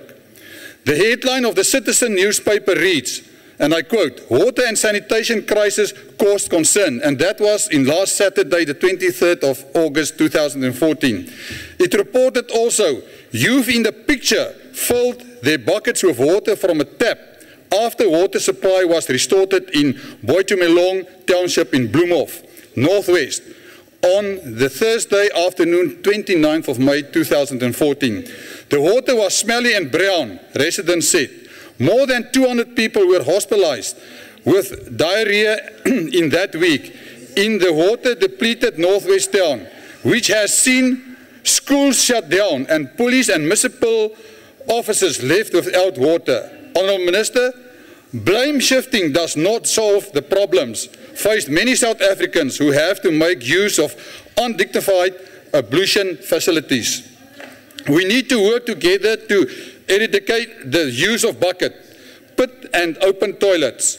According to the General Health Survey of 2013, released this year by Stats South Africa, the percentage of households who had no access to toilet facilities or used bucket toilets decreased from 12% in 2002 to 5.3% in 2013. However, the highest proportional of households that had a lack of access to toilet facilities or were still using bucket toilets were found in the Eastern Cape, and that is 10%, followed by the Free State 7.7% and the Northern Cape 7.4%. More than 1/4 of households that shared toilets facilities complained about the poor hygiene, 25.6%, and poor lighting, 25.1% at these facilities. A further 22% felt that their physical safety were threatened when they had to use facilities, while 13.1% of households felt that the toilets were not adequately enclosed. The state of access to water and sanitation in South Africa needs to improve. It broke my heart to hear about the little boy who drowned in a bucket. Analema, the 1-year-old son of Masarema Mogogoregi in Bloemhof, who died on the 1st of June this year, started vomiting and died of diarrhea as he drank contaminated water in Bloemhof. Reporters suggested E. coli was found in the water. Many more babies died in the Northwest and many were hospitalized. In Brandfort in the Free State, the sewerage plant overflowed into fresh water streams, contaminating water sources with the use by local population and cattle. Farmers and members of the Brandfort community have reported that the cattle have been infected by the intake of contaminated water and subsequently died. The Mokopane residents in Limpopo are at risk of facing a cholera outbreak by drinking contaminated water. In the Dorps River at Mopane, sewerage pipes have been cut and raw sewage spill into the river. The sewage runs through the part of the area where many residents use boreholes. Voortrekker Hospital was already reported that there are more than 10 cases of cholera and diarrhea on a monthly basis. The effect of polluted water on human health, on the water ecosystem, and on various sectors of the economy, including agriculture, industries, and recreation, can be disastrous. The Minister and his department must be held accountable. The issue of accountability is vital and important. Tabling reports with no resulting action is a waste of public money. Honourable Minister, it has been decided since South Africa transitioned from apartheid of democracy, but far too many South Africans are still dreaming of the day they will have or make use of dignified sanitation facilities. Even to those who have some of the decent sanitation, access to flushable toilets remain a luxury for many who use bucket systems, pit latrines and chemical toilets. There are many factors behind the slow pace of sanitation delivering. There is no political will to improve sanitation in South Africa. Politicians have access to proper toilets and see no urgency in ensuring universal access to proper toilets. There is poor coordination between municipalities and water service providers. Tenders to build infrastructure are awarded to people who have no idea what they are doing and up doing shoddy work. There is a point of order. Sir. Chairperson, I want to pose a question to the honorable member. No, not now. It's a simple question. It's not a serious one. No, he is not prepared, sir. Thank you.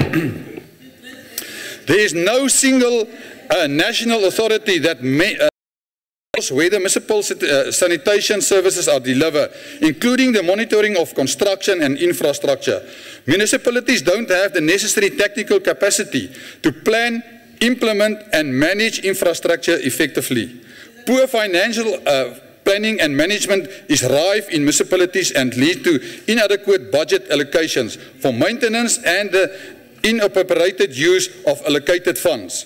Rapid growth in informal settlements, particularly in urban areas, force municipalities to prove the bucket system toilets. Service delivery backlogs, the waiting list for toilets keep on growing. Refurbishment backlogs caused by the lack of technical capacity at the municipal level. Extension backlogs, existing infrastructure needs to extend to provide sanitation to new households. Far too many South Africans have lost their confidence in this department, and we urgently appeal to the Minister to take it in her stride and present these houses with a comprehensive strategy to mitigate our risk of consuming contaminated water and securing our water source for generations to come. In conclusion, Minister, the buck stops with you to act and secure South Africa water's resources. I thank you. Thank you, Minister. The Honourable Fransman.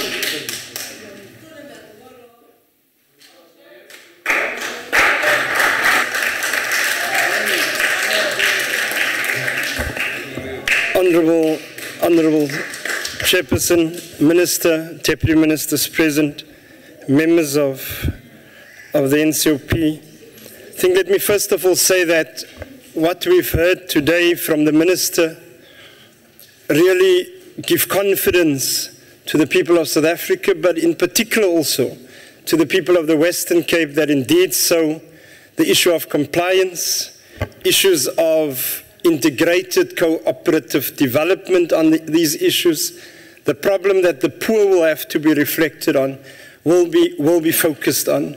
And therefore, I want to say one is in fact disappointed by the fact that the provincial government and the Western Cape legislature, in the form of Honourable Kasela, came and present no proper approach to how to in fact deal with the issue of sanitation in the Western Cape.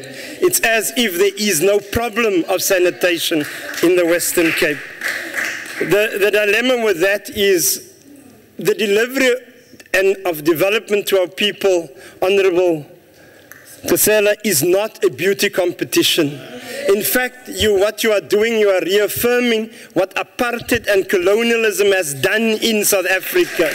Because if you are saying that the Western Cape is the best, you by implication argue that homelands were good because the Western Cape did not have homelands. You all, in fact, also are arguing that the issue around influx control was right because there were very serious influx control measures within the Western Cape. So we are sitting with a backlog. And it's a very real backlog. And those are the issues that we must deal with. But let's look at the track record. If you take the Western Cape, let's see if integrated human settlements are taking place. Historically, under apartheid, we fought, Honourable Chairperson, we fought that we are seeing, that we can actually see integration, that people in the Southeast Metro, which is Khayelitsha, Mitchells Plain, Delft, and others, can work, can stay closer to where they in fact are working. Is that happening in the Western Cape? No. People are in fact being put further away from where they are. So that's the contradiction that we've got. But there is... Honourable Fransman, there is a point. Thank you, Honourable Chairperson. I was just wondering whether the Honourable Member would be willing to take my question, please. Are you willing, sir? Only if it's not going to impact on my time, then I will surely be able to take that question. Should I continue, Honourable Chairperson? He says if it doesn't impact on his time. When he starts talking, the clock runs. Okay, then Thank you, Honourable Chairperson. Now let's look at this so-called best. It's best for those in Constantia, indeed so. But it is not best, Honourable, for the people in the Southeast Metro, whether it is the farm rural communities, because we can take you to where the people are actually not having sanitation. But let's look at the 5-year track record. And this is what we call the politics of deception.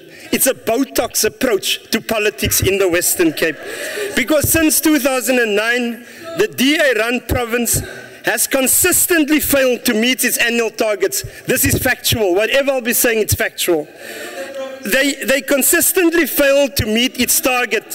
For one, they said when they come in, Honourable Chairperson, they said they will make sure that there's at least 100,000 people that will be benefiting from houses for the 5 years.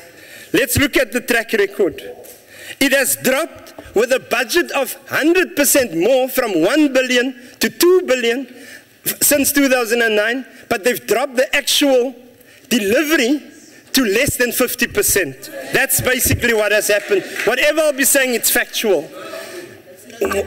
What we are having here is they've decided in the province to move into what they would call service sites. Now let's look at the 2012, 2013 and 2014 service sites. They in fact has moved from 20,000 service sites on average since 2009 down to less than 10,000 per annual report of the Western Cape government. That is what you call best.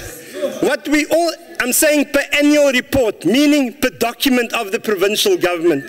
We are saying what they further did was to say that the number of houses still increase. Less than 10,000, in fact, let me be specific, 11,000 house units were built over the last year, in the last financial year. That is what they call best, because best has nothing to do with the poorest of the poor. It's got nothing to do with the people, the communities where we are staying. What they've also done, it has been found that the underspend in terms of the city of Cape Town, the underspend on infrastructure, less than R1 billion underspent. That is what they call. Fransman, there is a point of order. Yes, ma'am.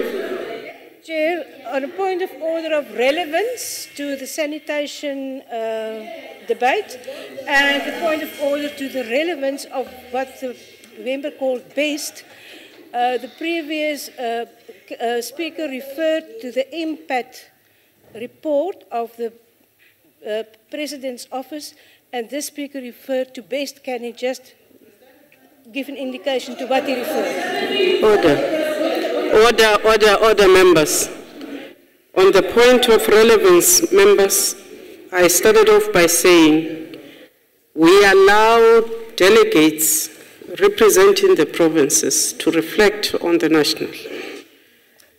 We have taken that view also, but cautioned when there was persistence by Ndate Mangasela not to come back to the topic. In this regard, we will ask the Honourable Member on the podium to come back to the topic, but on the point of whether or not he is quoting correctly, he says he is using the provincial annual reports, which means he is on point. Please continue. Honourable Chairperson, if one in fact look at the reason, because we must ask the question, why then has the provincial and the city government failed to deliver proper sanitation into the poor communities? The answer is simple. It is refugees that stays in those areas. That is as pronounced by the Premier of the province. Now, what did Honorable Kasela try to hide when he was attacking the human rights report? Let's reflect on that. He in fact was trying to hide the reality that the South African Human Rights Commission's report said the following in July 2014. It found that Cape Town discriminates against the African people of Khayelitsha. I want to quote, the SAHRC last month said, the city is unreasonable, providing chemical toilets as a long-term measure, not as an interim measure, meaning they're institutionalizing something that is not supposed to happen.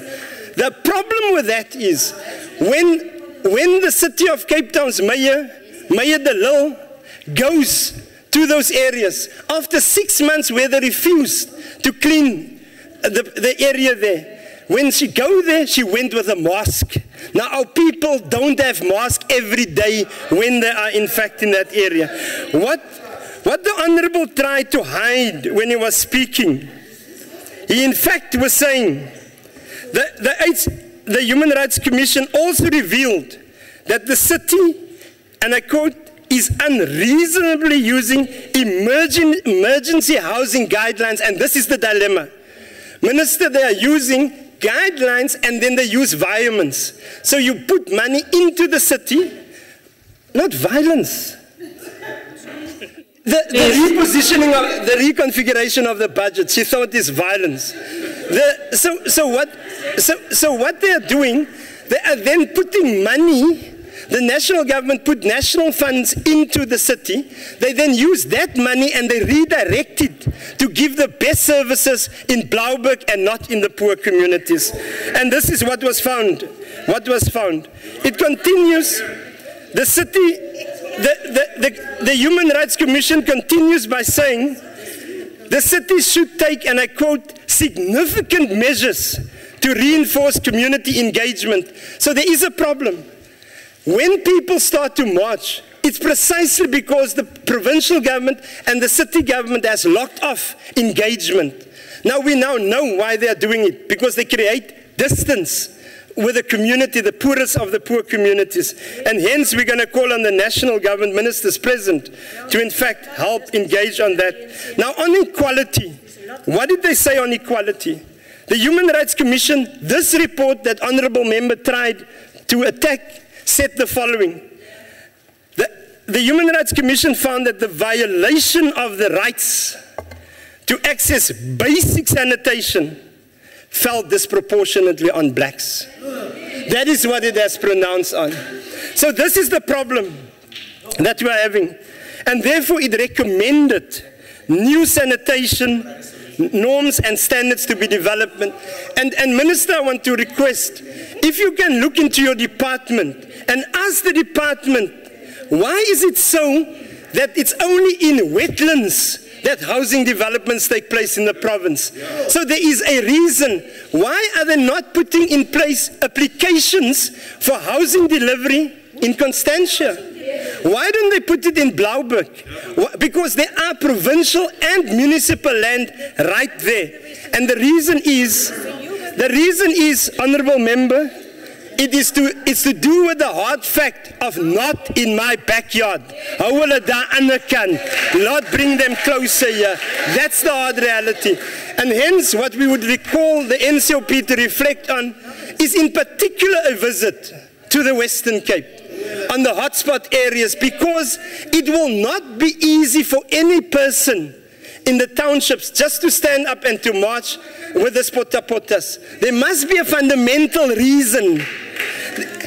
And therefore, apart from ill discipline, but there must be a fundamental reason. They've also cut water in the Western Cape, which is a basic right. I conclude, Honourable Chairperson, by saying we're going to call on both the Honourable members that were speaking just now from the DA, do not get the Premier of the Western Cape to first sign off the speech before you come here. Thank you. Thank you, Honourable Member. Councillor Shongwe. Order, members.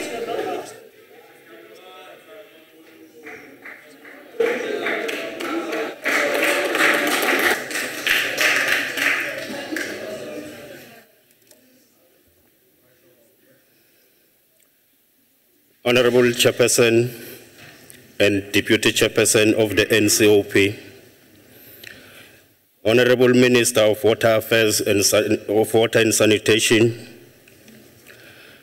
Honorable Deputy Minister of Cooperative Government, Honorable members,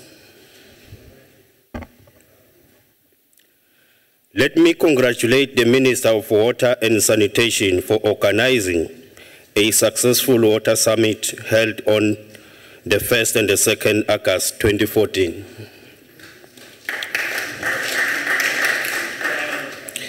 SALCA can bear testimony to the success of the event. As we deliberate today on this important topic, I should remind the House of the journey we have traveled as municipalities in our quest to deliver sustainable water and sanitation services.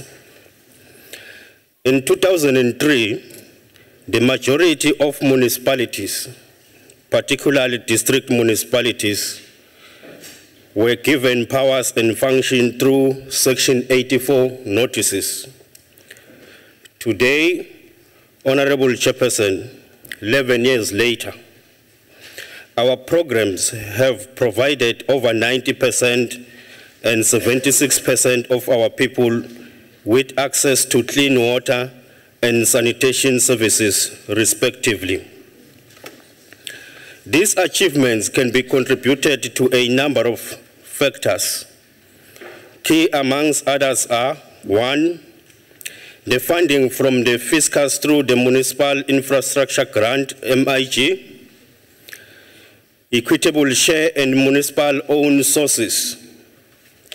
2, working collaboratively with other spheres of government and organs of state. And 3, most importantly, finding common solution through community engagement and involvement of the private sector. However, despite our achievement in providing access to these important services, we have also witnessed increasing service delivery protest. Sanitation is much more than simply delivering toilets. Sanitation is about dignity, public health, and a better life for all. Honorable Chairperson, it is in this context that we need to scale up our efforts to provide sanitation services that offer dignity and lasting improvements to people's hygiene. This message was reaffirmed at the Water Summit, particularly by the Minister of Water and Sanitation, who emphasized the need to work with communities and to strengthen our partnership in the delivery of water and sanitation services. We welcome the mandate of the new Department of Water and Sanitation. We believe that with this mandate, the department can take responsibility for providing leadership to the sanitation sector, particularly in terms of policy formulation, funding, oversight, and support to municipalities. Local government is best placed to engage with local communities. However, sanitation is complex and requires guidance and support from all sectors and spheres of government. Chairperson, allow me to highlight areas that SALCA and member municipalities can contribute towards speeding up the delivery of water and sanitation. These include, amongst others: 1, development of a sanitation policy. SALCA has developed a proposal which we would like to be considered towards the development of a coherent sanitation policy. Currently, there is no policy that guides the delivery of sanitation services. Over the last 7 years, municipalities and other players in the sanitation sector were left to make their own policy choices in the delivery of sanitation infrastructure and related services. This policy gap must be addressed as a matter of urgency. 2, planning. Honorable Chairperson, we were encouraged by the direction, the need to robustly engage with communities we serve, and harmonizing roles and responsibilities of institutions in all spheres of government. Comprehensive sustainable improvement. 3, review of the local government infrastructure grant system. Chairperson, National Treasury together with SALCA and other keys, do the grants fund the right things? Do they fund things right? Essentially, this process seeks to define and understand areas that require reconfiguration with an objective of facilitating the need to ensure sufficient revenue for operation and maintenance, as well as renewal of infrastructure. Honorable Chairperson, you will appreciate that many of our rural municipalities, particular districts, are faced with serious infrastructure challenges. We hope that the grant review process will address some of these concerns and take on board our proposal. This House will be kept abreast on the final proposal once approved by the Budget Forum of October 2014. 4, water and sanitation technological choices. Research test sites, it was found that 41% of the technologies employed were inappropriate, meaning that technology was not best fit for the context. In this regard, poor technology choices will result in dysfunctional system and service delivery failure. In our quest to resolve these matters, SALCA is in discussion with Municipal Infrastructure Support Agent and other players to establish water and sanitation technological forum solely to advise municipalities on appropriate water and sanitation technologies. This approach is seen as a step in the right direction towards employing sustainable and appropriate technological choices which contribute to speeding up service delivery in a cost-effective manner. 5, research and innovation. As we move forward in the delivery of water and sanitation, the research agenda will be core in identifying innovative approaches to speeding up service delivery. Recently, eThekwini municipality was named the 2014 winner of the Stockholm Industry Water Award for its transformative, innovative, and inclusive approach to providing water and sanitation services.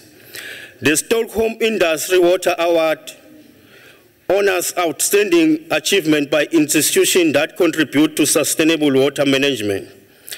Together with the Melissa and Bill Gates Foundation, eThekwini Water and Sanitation are pioneering research that seeks to find cost-effective sanitation solutions. We believe that this research will not only lead to innovative ways of delivering sanitation, but also contribute to waste to energy solution and promoting sanitation as a resource. 6, bucket eradication. Please round up. Chairperson, the 2007-8 bucket eradication adopted in the program. High amongst the concern was the emphasis on infrastructure-driven solution without provision for operation and maintenance of health and hygiene awareness. Because of time, let me conclude. As we move South Africa forward through the delivery of sustainable services, we must endeavor to measure the performance of the sector.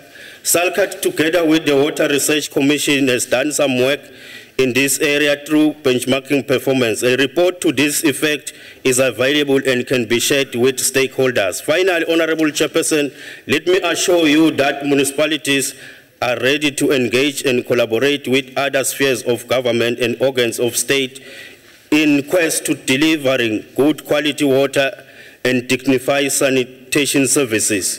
I thank you. Thank you, sir.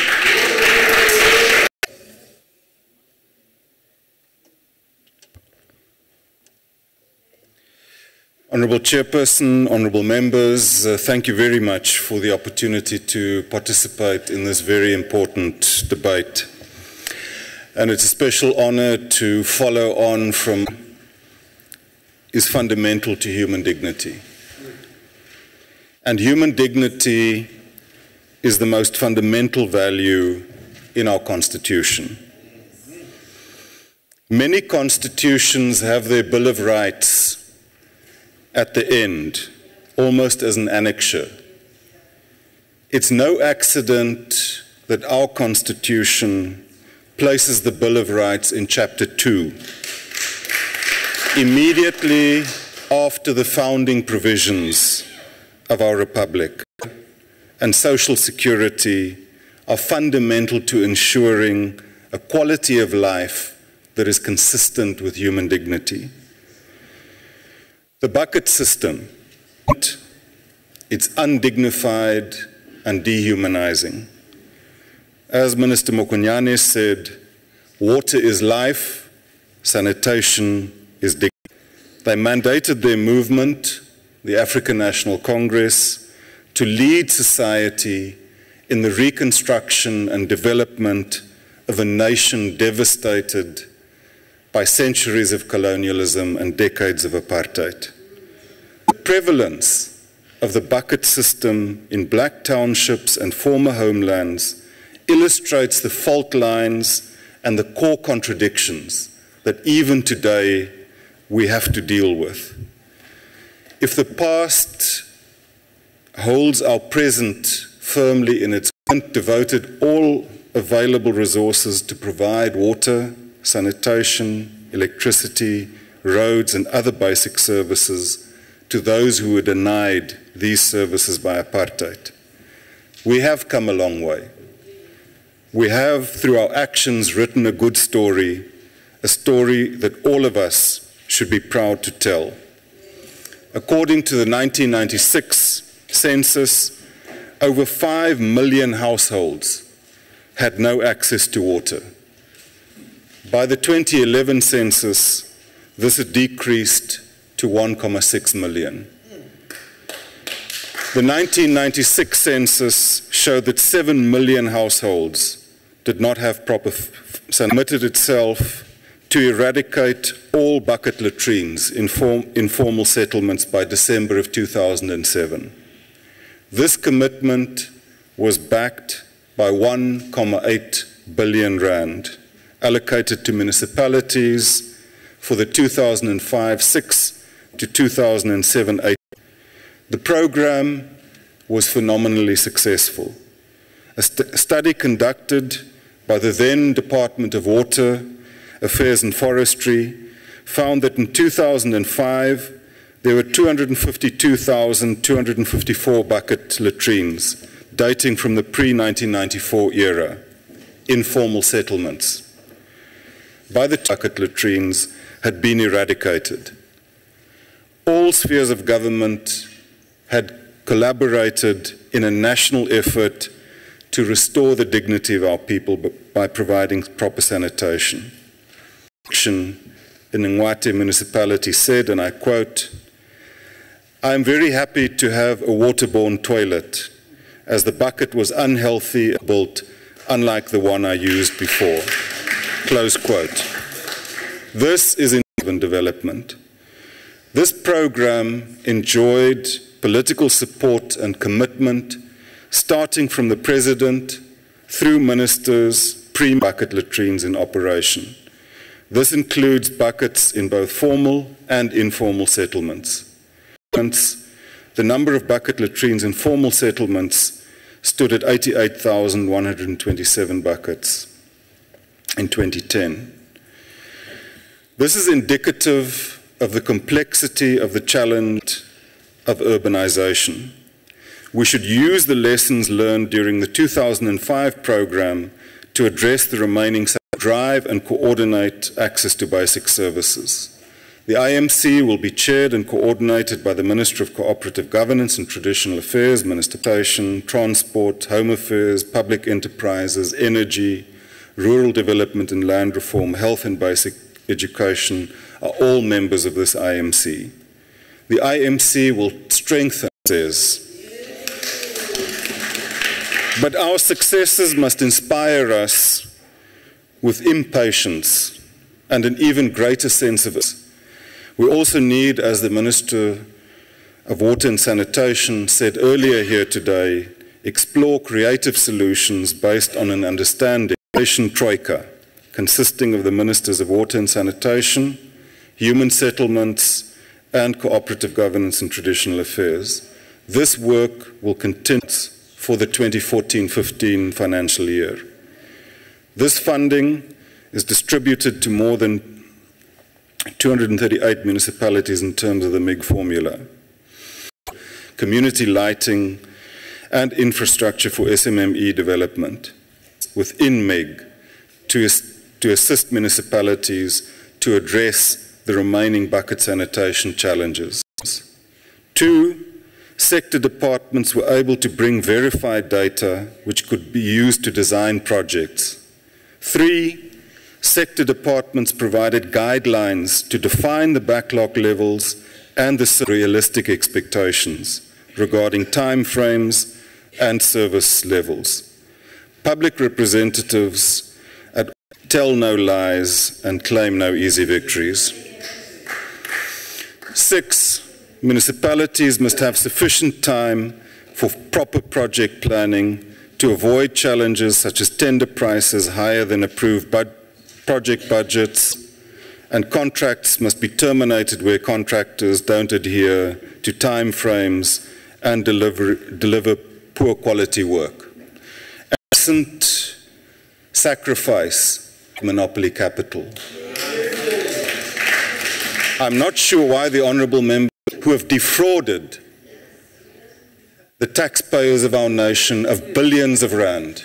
Is that a point of order? It is absolutely the minister's statement. Okay. Thank you, Bob.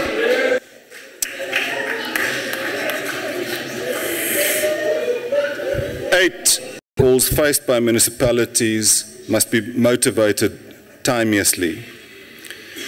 Based on these lessons, the Department is working very closely with the Departments of Water and Sanitation and Human Settlements. Standards to be implemented in accelerating basic service provision. The MTSF requires us to benefit. We need a more collaboration and better planning. This risk can be mitigated by improving municipal planning capacity, especially on those projects funded from national transfers.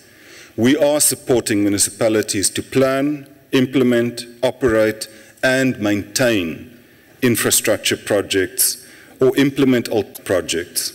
We'll continue to strengthen and support the planning and delivery of services by municipalities. Chairperson, we would like to, before we say that, it's displayed for me a very peculiar attitude to a debate of this nature. Debate of this nature, which is something that binds all of us together. If one looks at that constitution, the architecture of that constitution,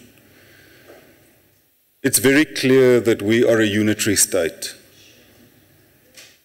We are a unitary state that gives that this is a unitary state committed to ensuring that the dignity of our people is restored. And I think that requires a common national effort. It requires for us to unite in the way that I think it can be correct that we come here with an attitude of division, an attitude reminiscent of the past, an attitude of fragmentation and division, when what is required is unity, unity of purpose, unity of resources, and a unity of commitment. I don't think it assists us to engage in blame games. A blame game is something where you don't engage in the healthy practice of criticism and self-criticism, but you stick your head in the sand and you point some part of your anatomy to everyone else. I think, Chairperson, with that one or two aberrations aside, I think this has been a tremendously constructive and helpful debate, and we would want to commend the NCOP for having this debate, because we won't achieve our objectives. We won't achieve the objective of eradicating bucket latrines without collaboration across the three spheres that takes place. Chairperson, indeed, water is life and sanitation is dignity. Let us work together to take South Africa forward. I thank you. Thank you, Deputy Minister. The Honourable Vouder. Order, members. Allow me please to first and foremost acknowledge the presence of our supreme forces. Irrespective of whatever our perceptions might be, I greet all of you with Assalamu alaikum. May God's peace be with you. Honorable Chairperson, Honorable Minister, Honorable Deputy Minister, Honorable MECs, and Honorable Members. Also, guests in the gallery if there are any left. In February 2014, 6-year-old Michael Komape from Chebeng village in Limpopo fell into a pit toilet at his school and sadly lost his life. This presentation is dedicated to the memory of this little boy, to his family, and to his friends. The fact is that while access to sanitation is increasing from delivery breakdowns, add to this the almost 9% or over 1 million households in formal settlements that have no services, and the over 500,000 households or 64% of households in informal settlements making use of interim services, and we get a picture of service delivery failure on a massive scale, as well as the treatment and proper disposal of sewage wastewater. Provision of this important functionary is well documented in the Constitution of South Africa.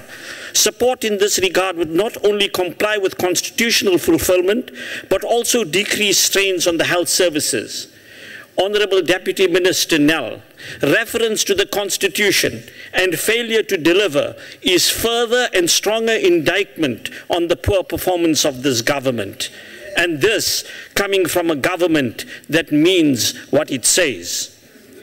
But I digress, of course. Globally, 1.8 billion more people used improved sanitation in 2010 than in 1990, bringing the percentage of people using sanitation to 63%. As the situation the world over improves, South Africa, with our tremendous resources, should prove to be no exception.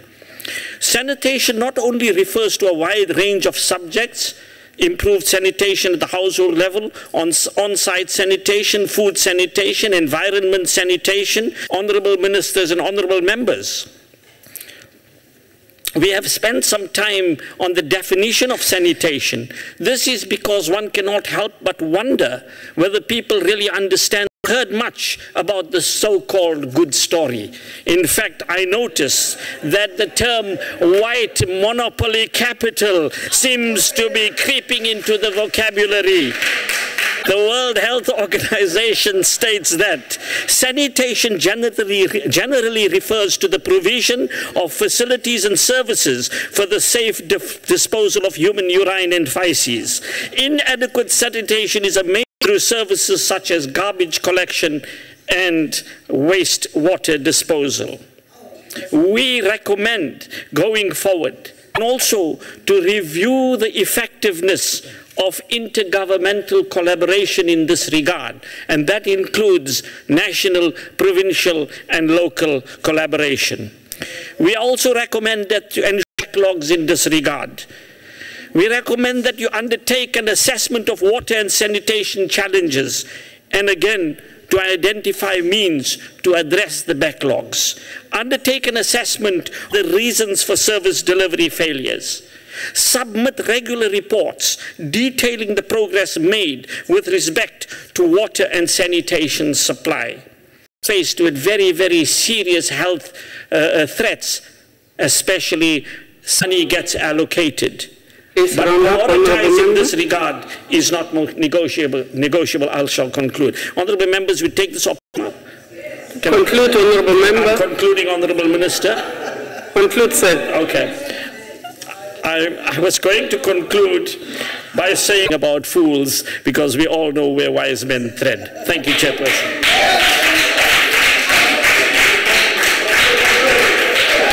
Honourable Voda. Thank you for the opportunity, Chairperson.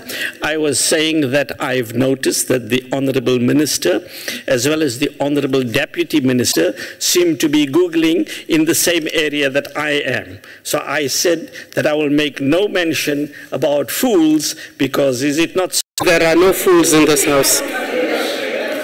The Honourable MEC, Free State, Cooperative Governance and Traditional Affairs, Mem Lamleli.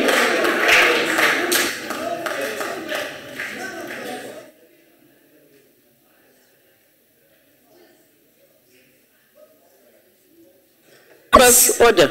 The MEC is present. Ladies and gentlemen, all protocol observed. Honourable Chairperson, I just want to remind the Honourable Member who claimed it can be, Honourable Chair, they are number one in entrenching apartheid tendencies, where we have bad sanitation in Danone, Philippi, and Kosovo as against Bluebergstrand. Honourable Chairperson, it is really amazing that Honourable Member will stand up and say our municipalities and the hydraulics and so forth. Our water boards, Honourable Chair, are led by our black people that are competent and qualified. In Free State, they are led by Dr. Morosi, a woman. Can I take the opportunity to teach Honourable Member that it is pronounced as contaminating. I remind me that in Free State we still have the bad name of Voortrekker. At the same time, while dealing with sanitation, we'll change the Constitution, the beloved one. No matter how Honourable Member, the last speaker, can define sanitation, bad sanitation is bad sanitation. How will you be in a position to come up with a program intended to improve and better lives of our people? Ke kopa hore ke nke monyetla ona motsamaiso wa dipuisano ho hopotsa ntlo ena hore matlwana a re buang ka ona ke ntho tse tshabehang haholo. Voluntary to say an honourable member is from the rally and to the parliament. Honourable Mukwele, when we extrapolate, we are saying that it is not unparliamentary. It would be good, Honourable Members, if we really begin to debate like adults and we do not reflect on other things which actually just devalue and debase our debates. So I'm going to ask that we actually debate on issues and we don't tackle the persons. Thank you. Ma'am Lamleli, please continue. Thank you, Chairperson. Honourable Chairperson, Ke nka monyetlo na ho hopotsa ntlo hore matlwana ana a re buang ka ona ke matlwana a tshabehang a tlosang seriti sa motho se ba ne ba sa di sebedise. Honorable Chairperson, Blue Water Authority entered into an agreement with the Department of Water Affairs, the Department of Cooperative Governance and Traditional Affairs, as well as the Department of Human Settlement to be the implementing agent in the Free State Water and Sanitation Program, with the aim of ensuring eradication of bucket sanitation system in the province over 3 years. Therefore, Honorable Chairperson, Department of Culture and Human Settlement in the province, they are working well with Blue Water for implementation. The program, Honorable Chairperson, commenced in November 2013 and is budgeted for as follows.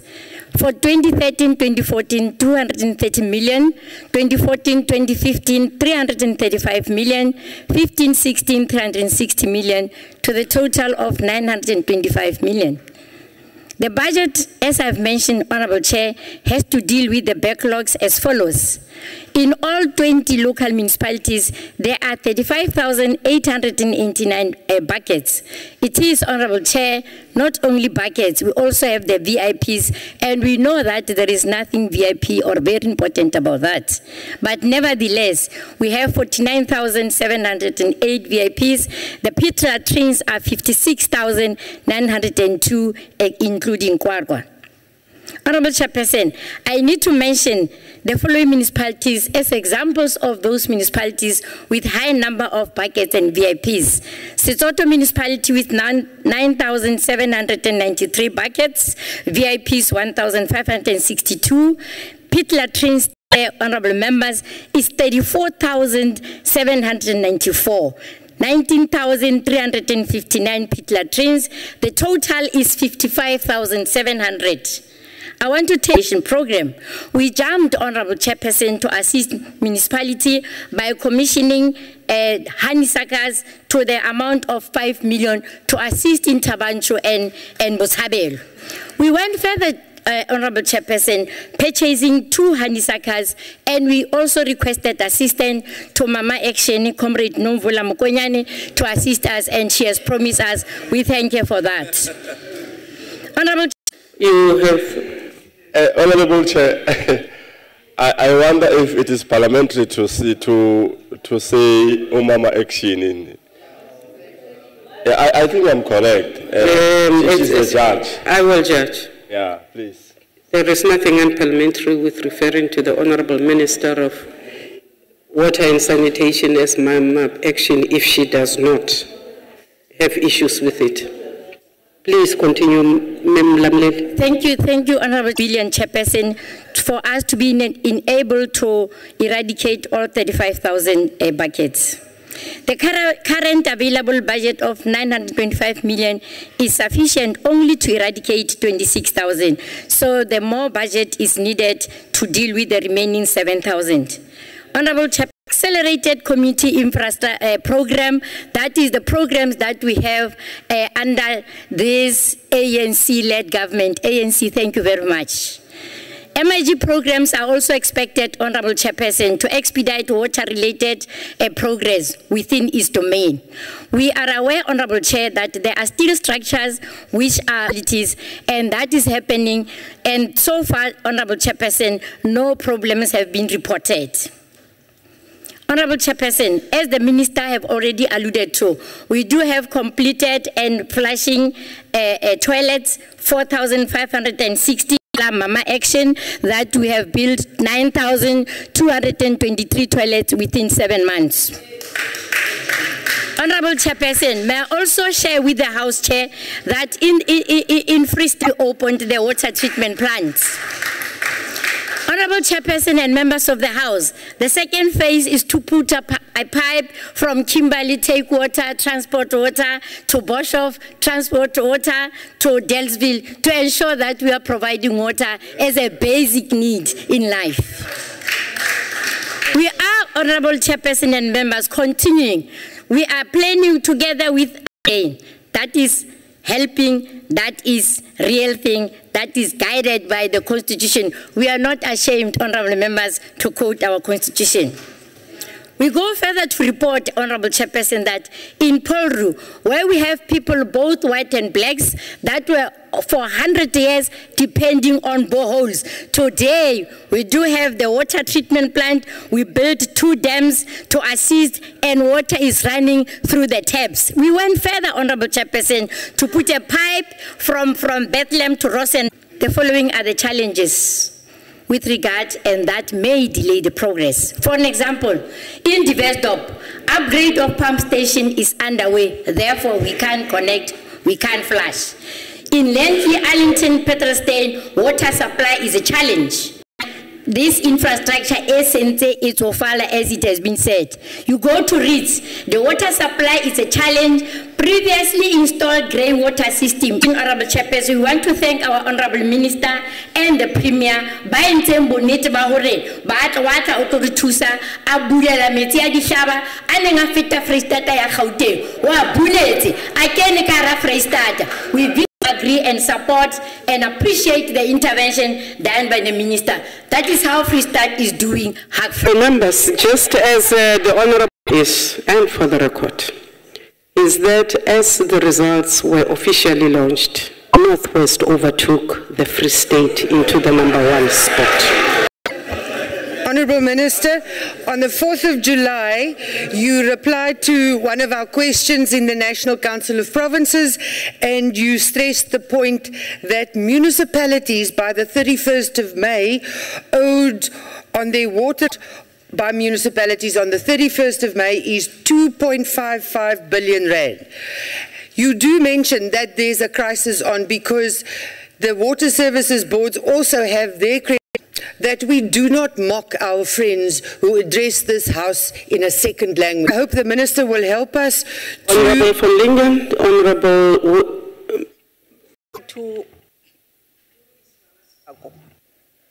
Thank you, members. The Honourable Member in the House and his wife is listening.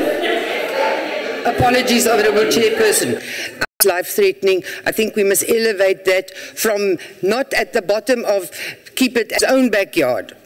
The DA provides chemical toilets on privately owned land, and you are outlets since 2006 to now 47,000 full flush. Thank you to my friend of the IFP who brought up the bucket systems in the Evendelaan. There are over 500. And then they had the municipality staff strike because they don't want to deliver this.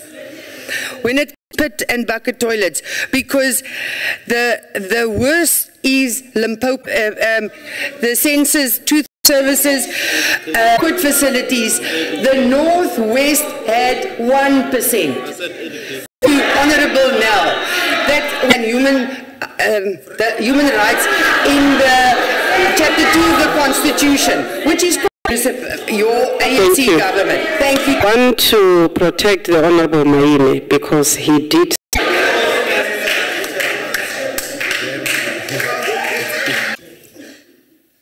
Dear friends, our viewers, and the media present, moving to those that said very well. The honourable members, please. Ministers. I also, by the department, also appreciate having heard in the media while the minister was addressing of water. There is no way that we can indeed be speaking of water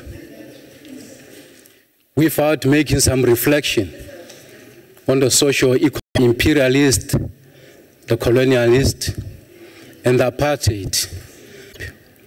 Because the colonizer and the colonized were staying in the very same. But Cape Town is not, but go to the periphery by the ANC-led government. You can hardly deny that. South Africa today also for all.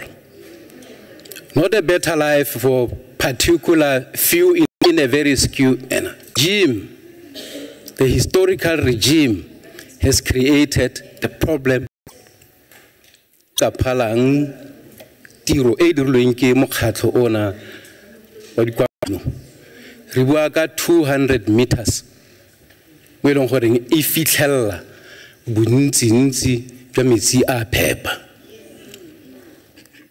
Ke story se sentle se re ka buang. O tloga tota o sena ntsi se re ka di buang tse di tlileng very best province. The best, we are aware of that. Bape barekereng ba ne le khanetso kapa ba re file challenging e rileng spelling re tla entsa e tla ba vandalizing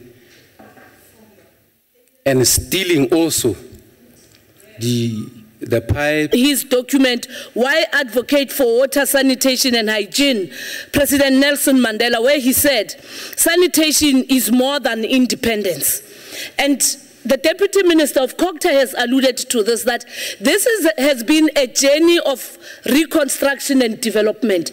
And we have not shied away from dealing with it. And it can't also be something that we assume that now because we have an ANC-led government, there should have been a miracle that would have happened over 20 years. Remember, Orlando in Soweto was designed for only 750 households. It never planned for the growth of those communities because it was seen as a reserve for labor and the exploitation of those who come through the migrant labor system. We are settling people permanent in urban areas. And remember, it's not surprising, Honorable Chair, that you'll have problems in the Free State, you'll have problems in the Eastern Cape because of separate development through the Bantustan system over time. So the issue of redress, we can't also begin to assume that out of our anger and posture, we refuse to say, it's not going to be overnight, but we'll demonstrate our intentions and we'll make sure that it is sustainable interventions. Same as Member Kaula has raised. Remember the challenges in Zululand, because I don't think we must generalize. Inkinga says Zululand, where even the provincial government was stopped. Remember, it was the IFP, and then there was a revolving door, it became the NFP, and people were deprived to have access to water because of political differences. And we need to, that's why I'm saying, let's depoliticize these issues. And I have said even to the leader of the NFP, you are now a deputy minister of this government. So ngena lapayan. And hence, in this coming Friday, Honorable Chair, for the first time in 30 years, the villages in Kanyagute will have access to water from the Jozini Dam that has been standing there and never been utilized for them to have domestic water. Again, it is about redress. The issue about the dam in Potchefstroom, thanks, Honorable Chair, you've been a premier in the Northwest. Again, we are trying to redress, and hence our intervention even on the Lesotho Islands and the interventions in Kharib, and even Nandoni and Diwop, that this huge water reserves that we have, let's share them with our own people, but let's also redress that is said to be part of the sunset clause, water ownership in our country. It is an indictment that water ownership is still a reflection of what was prior to 1994. Even for the position of the sunset clause, the sun has risen. I really want to urge, as I take my seat, to everybody that let's partner as we are working together with local government. All of us, you representing provinces, hold us onto our intentions. Don't play politics. South Africa belongs to all those who live in it. Water is life, sanitation is dignity. Thank you. Thank you. Thank you, Minister. Honourable members, that concludes the list and the debate on our topic, which was moving with the utmost speed to provide water and sanitation to our people and eliminate the bucket system. I want to take this opportunity, honourable members, to go to a number of outstanding rulings which I promised the House I would come back to. I want to start off with a a matter which was raised on the 24th of July by the Honorable Bayer Smith during the policy debate 14 on arts and culture. The Honourable Member rose on a point of order on whether it was parliamentary to imply, and I quote, that the Democratic Alliance was behind the third force. I indicated that I would peruse the Hansard and revert back to the House. Now remember, unparliamentary language means different things in different jurisdictions and to different persons and members. In some jurisdictions, the list runs to several pages, but it would not be helpful for us to adopt such an approach here.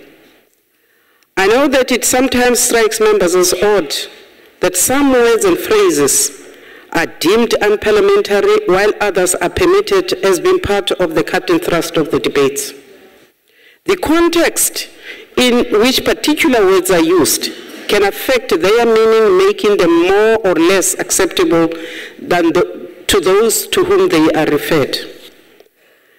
I have acknowledged that at times members will wish to express their views forcefully and to engage in robust debate.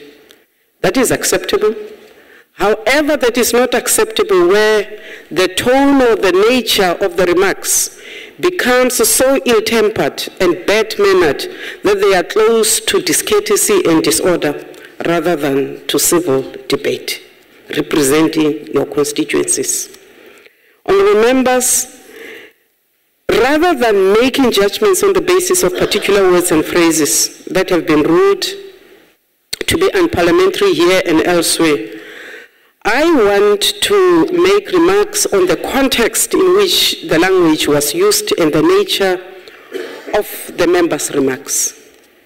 The guiding principle as to whether the words used in a debate are out of order is the motive attributed to the member accused of using the words, and whether something dishonorable is being attributed to another member.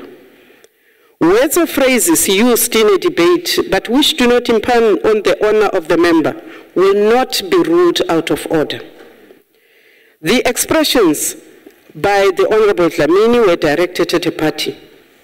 As we have ruled before, that expressions directed at a party are not unparliamentary as they do not reflect on the integrity of another member.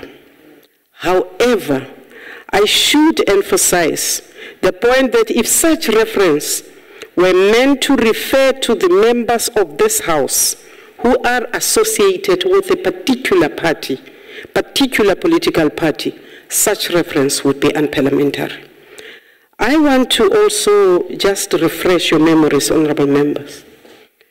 Those of us who have been around this country long enough to remember the days of the Third Force and the massacres, we remember that the DA was formed long after the massacres, that it is true that some components of political bodies which came together to form the Democratic Alliance were at some instances in time aligned or alleged to have been behind the Third Force.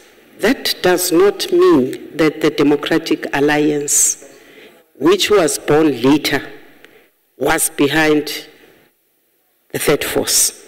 So I'm just saying that members should be very careful of how we use the words, of the insinuations, because if we do not do so, we actually reflect, and reflect very badly, on members who are free to associate in the new South Africa. So I'm cautioning members to be very circumspect, because in the true sense of whether it is parliamentary or not, it would not be unparliamentary. But the fact that there are members sitting in this House who are members associated to this party which is accused of being that force, I would say that that should not be allowed. That is unparliamentary. And therefore, the honourable member, please desist. I want to move forward and take the And I'm doing this with a little trepidation because the rules say that you cannot deal with a ruling when a particular member who raised the matter is not in the House. In this instance, I've got two rulings which I must deal with, where the members who raised the points of orders, no, one was raised on the point of order, and the other one raised the point of order. I want to, however, deal with the matter, a point of order which was raised by the Honorable Matiebos. And this point of order was raised when the Honorable MEC Majudina of the Eastern Cape, in her speech, raised and referred to the Honorable Matiebos as Laundini. No, he said Laundini.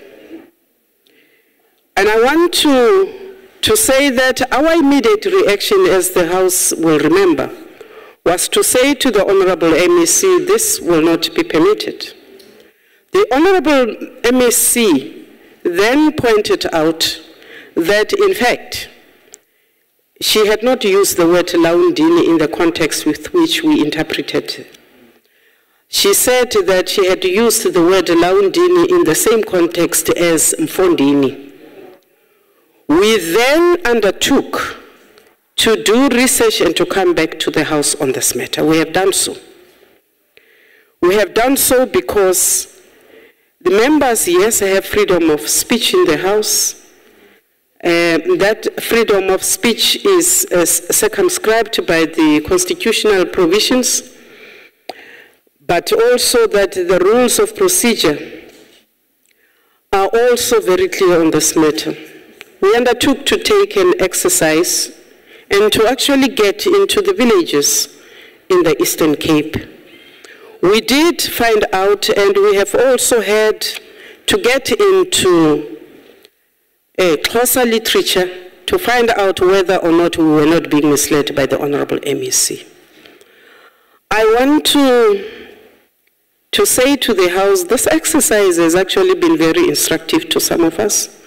We have found that, for instance, the Honorable Majudina was, in actual fact, not misleading the House in saying that in rural Eastern Cape, you can use it interchangeably. When we looked at the writings of one Ndungan, and when we looked at what Majamba also said, one of them said, hey, Ndiva Laundin. In both instances, the writers are interpreted as I say so, or if you say so, Mfondini. My ruling, therefore, would be that the word used by the Honourable Member was not meant to offend, and therefore would not be unparliamentary. But that we should be cautious that, for instance, if you use the same word in the Northwest, that people of the Kalato region would fight very hard because they would feel that they are denigrated. So we want to caution members to again be cautious in how they use words or phrases which might mean something else in their own constituencies, but mean something very different to other members. I want to then go back again to points of orders which were raised by the Honorable Elsie Dlamini, the Honorable Bopape, who was on that day a special delegate from Gauteng. These two honorable members raised a point and objected to the input which was made by the Honorable MEC Mbombo of the Western Cape, on the grounds that the Honorable MEC should have tabled the budget of her department and should have been debating the minister's speech rather than bring all the other issues which was about almost all of South Africa. The honourable members would recall that the objection was raised again in budget vote 14, arts and culture. It was a very, very robust debate. Now, members, the budget votes provide the provinces and permanent and special delegates the opportunity to engage with ministers on their budget allocations and to interrogate what the ministers are presenting to the House as their plans for the financial year and what they have achieved in the previous financial years. So the participation of special delegates in the NCOP is critical and important as it ensures that the mandates of the NCOP is realized. And that is to make sure that provincial interest is taken into account at the national sphere of government. And it is during these debates that the Honourable MEC makes the remarks which infuriate us. Now, the provinces, honourable members, have the prerogative to delegate any member to attend the plenaries of the NCOP as special delegates. And such members may range from members of the executive or from members from the provincial legislatures. Therefore, their inputs into our debates will always be determined by what they want to bring to the House and to that debate. It would be very difficult for the NCOP to prescribe to these members what to say and what not to say. As presiding officers, we also are reluctant, honourable members, to say to members who are public representatives what should go into their speeches and what should not go into their speeches. We want to deal with issues, for instance, when a special delegate is in breach of council rules, is repetitive, is irrelevant, is anticipatory in matters which are under discussion.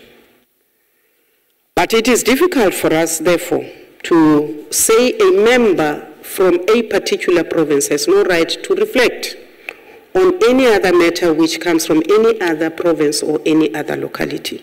Therefore, in my opinion, the MEC from the Western Cape, the Honourable Ndombo, was within her prerogative to debate in the House. The last ruling I wish to make, this point of order was made by the Honourable Mokoena. And I want to use Rule 2 to suspend the rule that says I cannot continue with this ruling in the absence of the member who raised the point, because I want to dispense with this ruling. The honourable member rose, Honourable Mokoena, rose on the point of whether it was parliamentary for the Honourable L.C. Dlamini to refer to another member as a waste. I then indicated that I would like to take time and peruse Hansard, since I did not hear what the Honourable Dlamini had said at that time. Honourable members, I have since taken time to peruse the Hansard, the unrevised Hansard, where the Honourable Dlamini made the following statement, and I quote, "When it comes to Honourable Member Mokoena, I am wondering why you are here. Because you are really doing very well out there acting. And you were protected by the chairperson when I asked about this issue. But I must say that, Honourable Minister," referring to the Minister of Arts and Culture, "you have a very good artist here. His talents are being wasted sitting here talking with us instead of performing out there." That is the unrevised Hansard.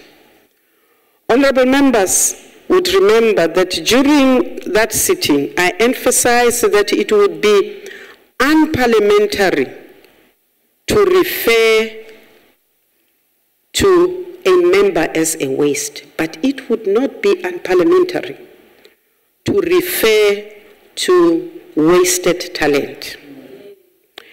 Having looked at this unrevised Hansard, having found no reference by the Honorable L.C. Dlamini to the Honorable Member Mokoena as a waste, I think that my ruling is that the Honorable L.C. Dlamini was not unparliamentary, and therefore that this point of order cannot be upheld. Honorable members, I wish to thank you for a very robust debate and thank the Minister, the Deputy Ministers for their presence, MECs and delegates from the provinces. But to say to us all today, this concludes the business of today and this House's agenda. Thank you.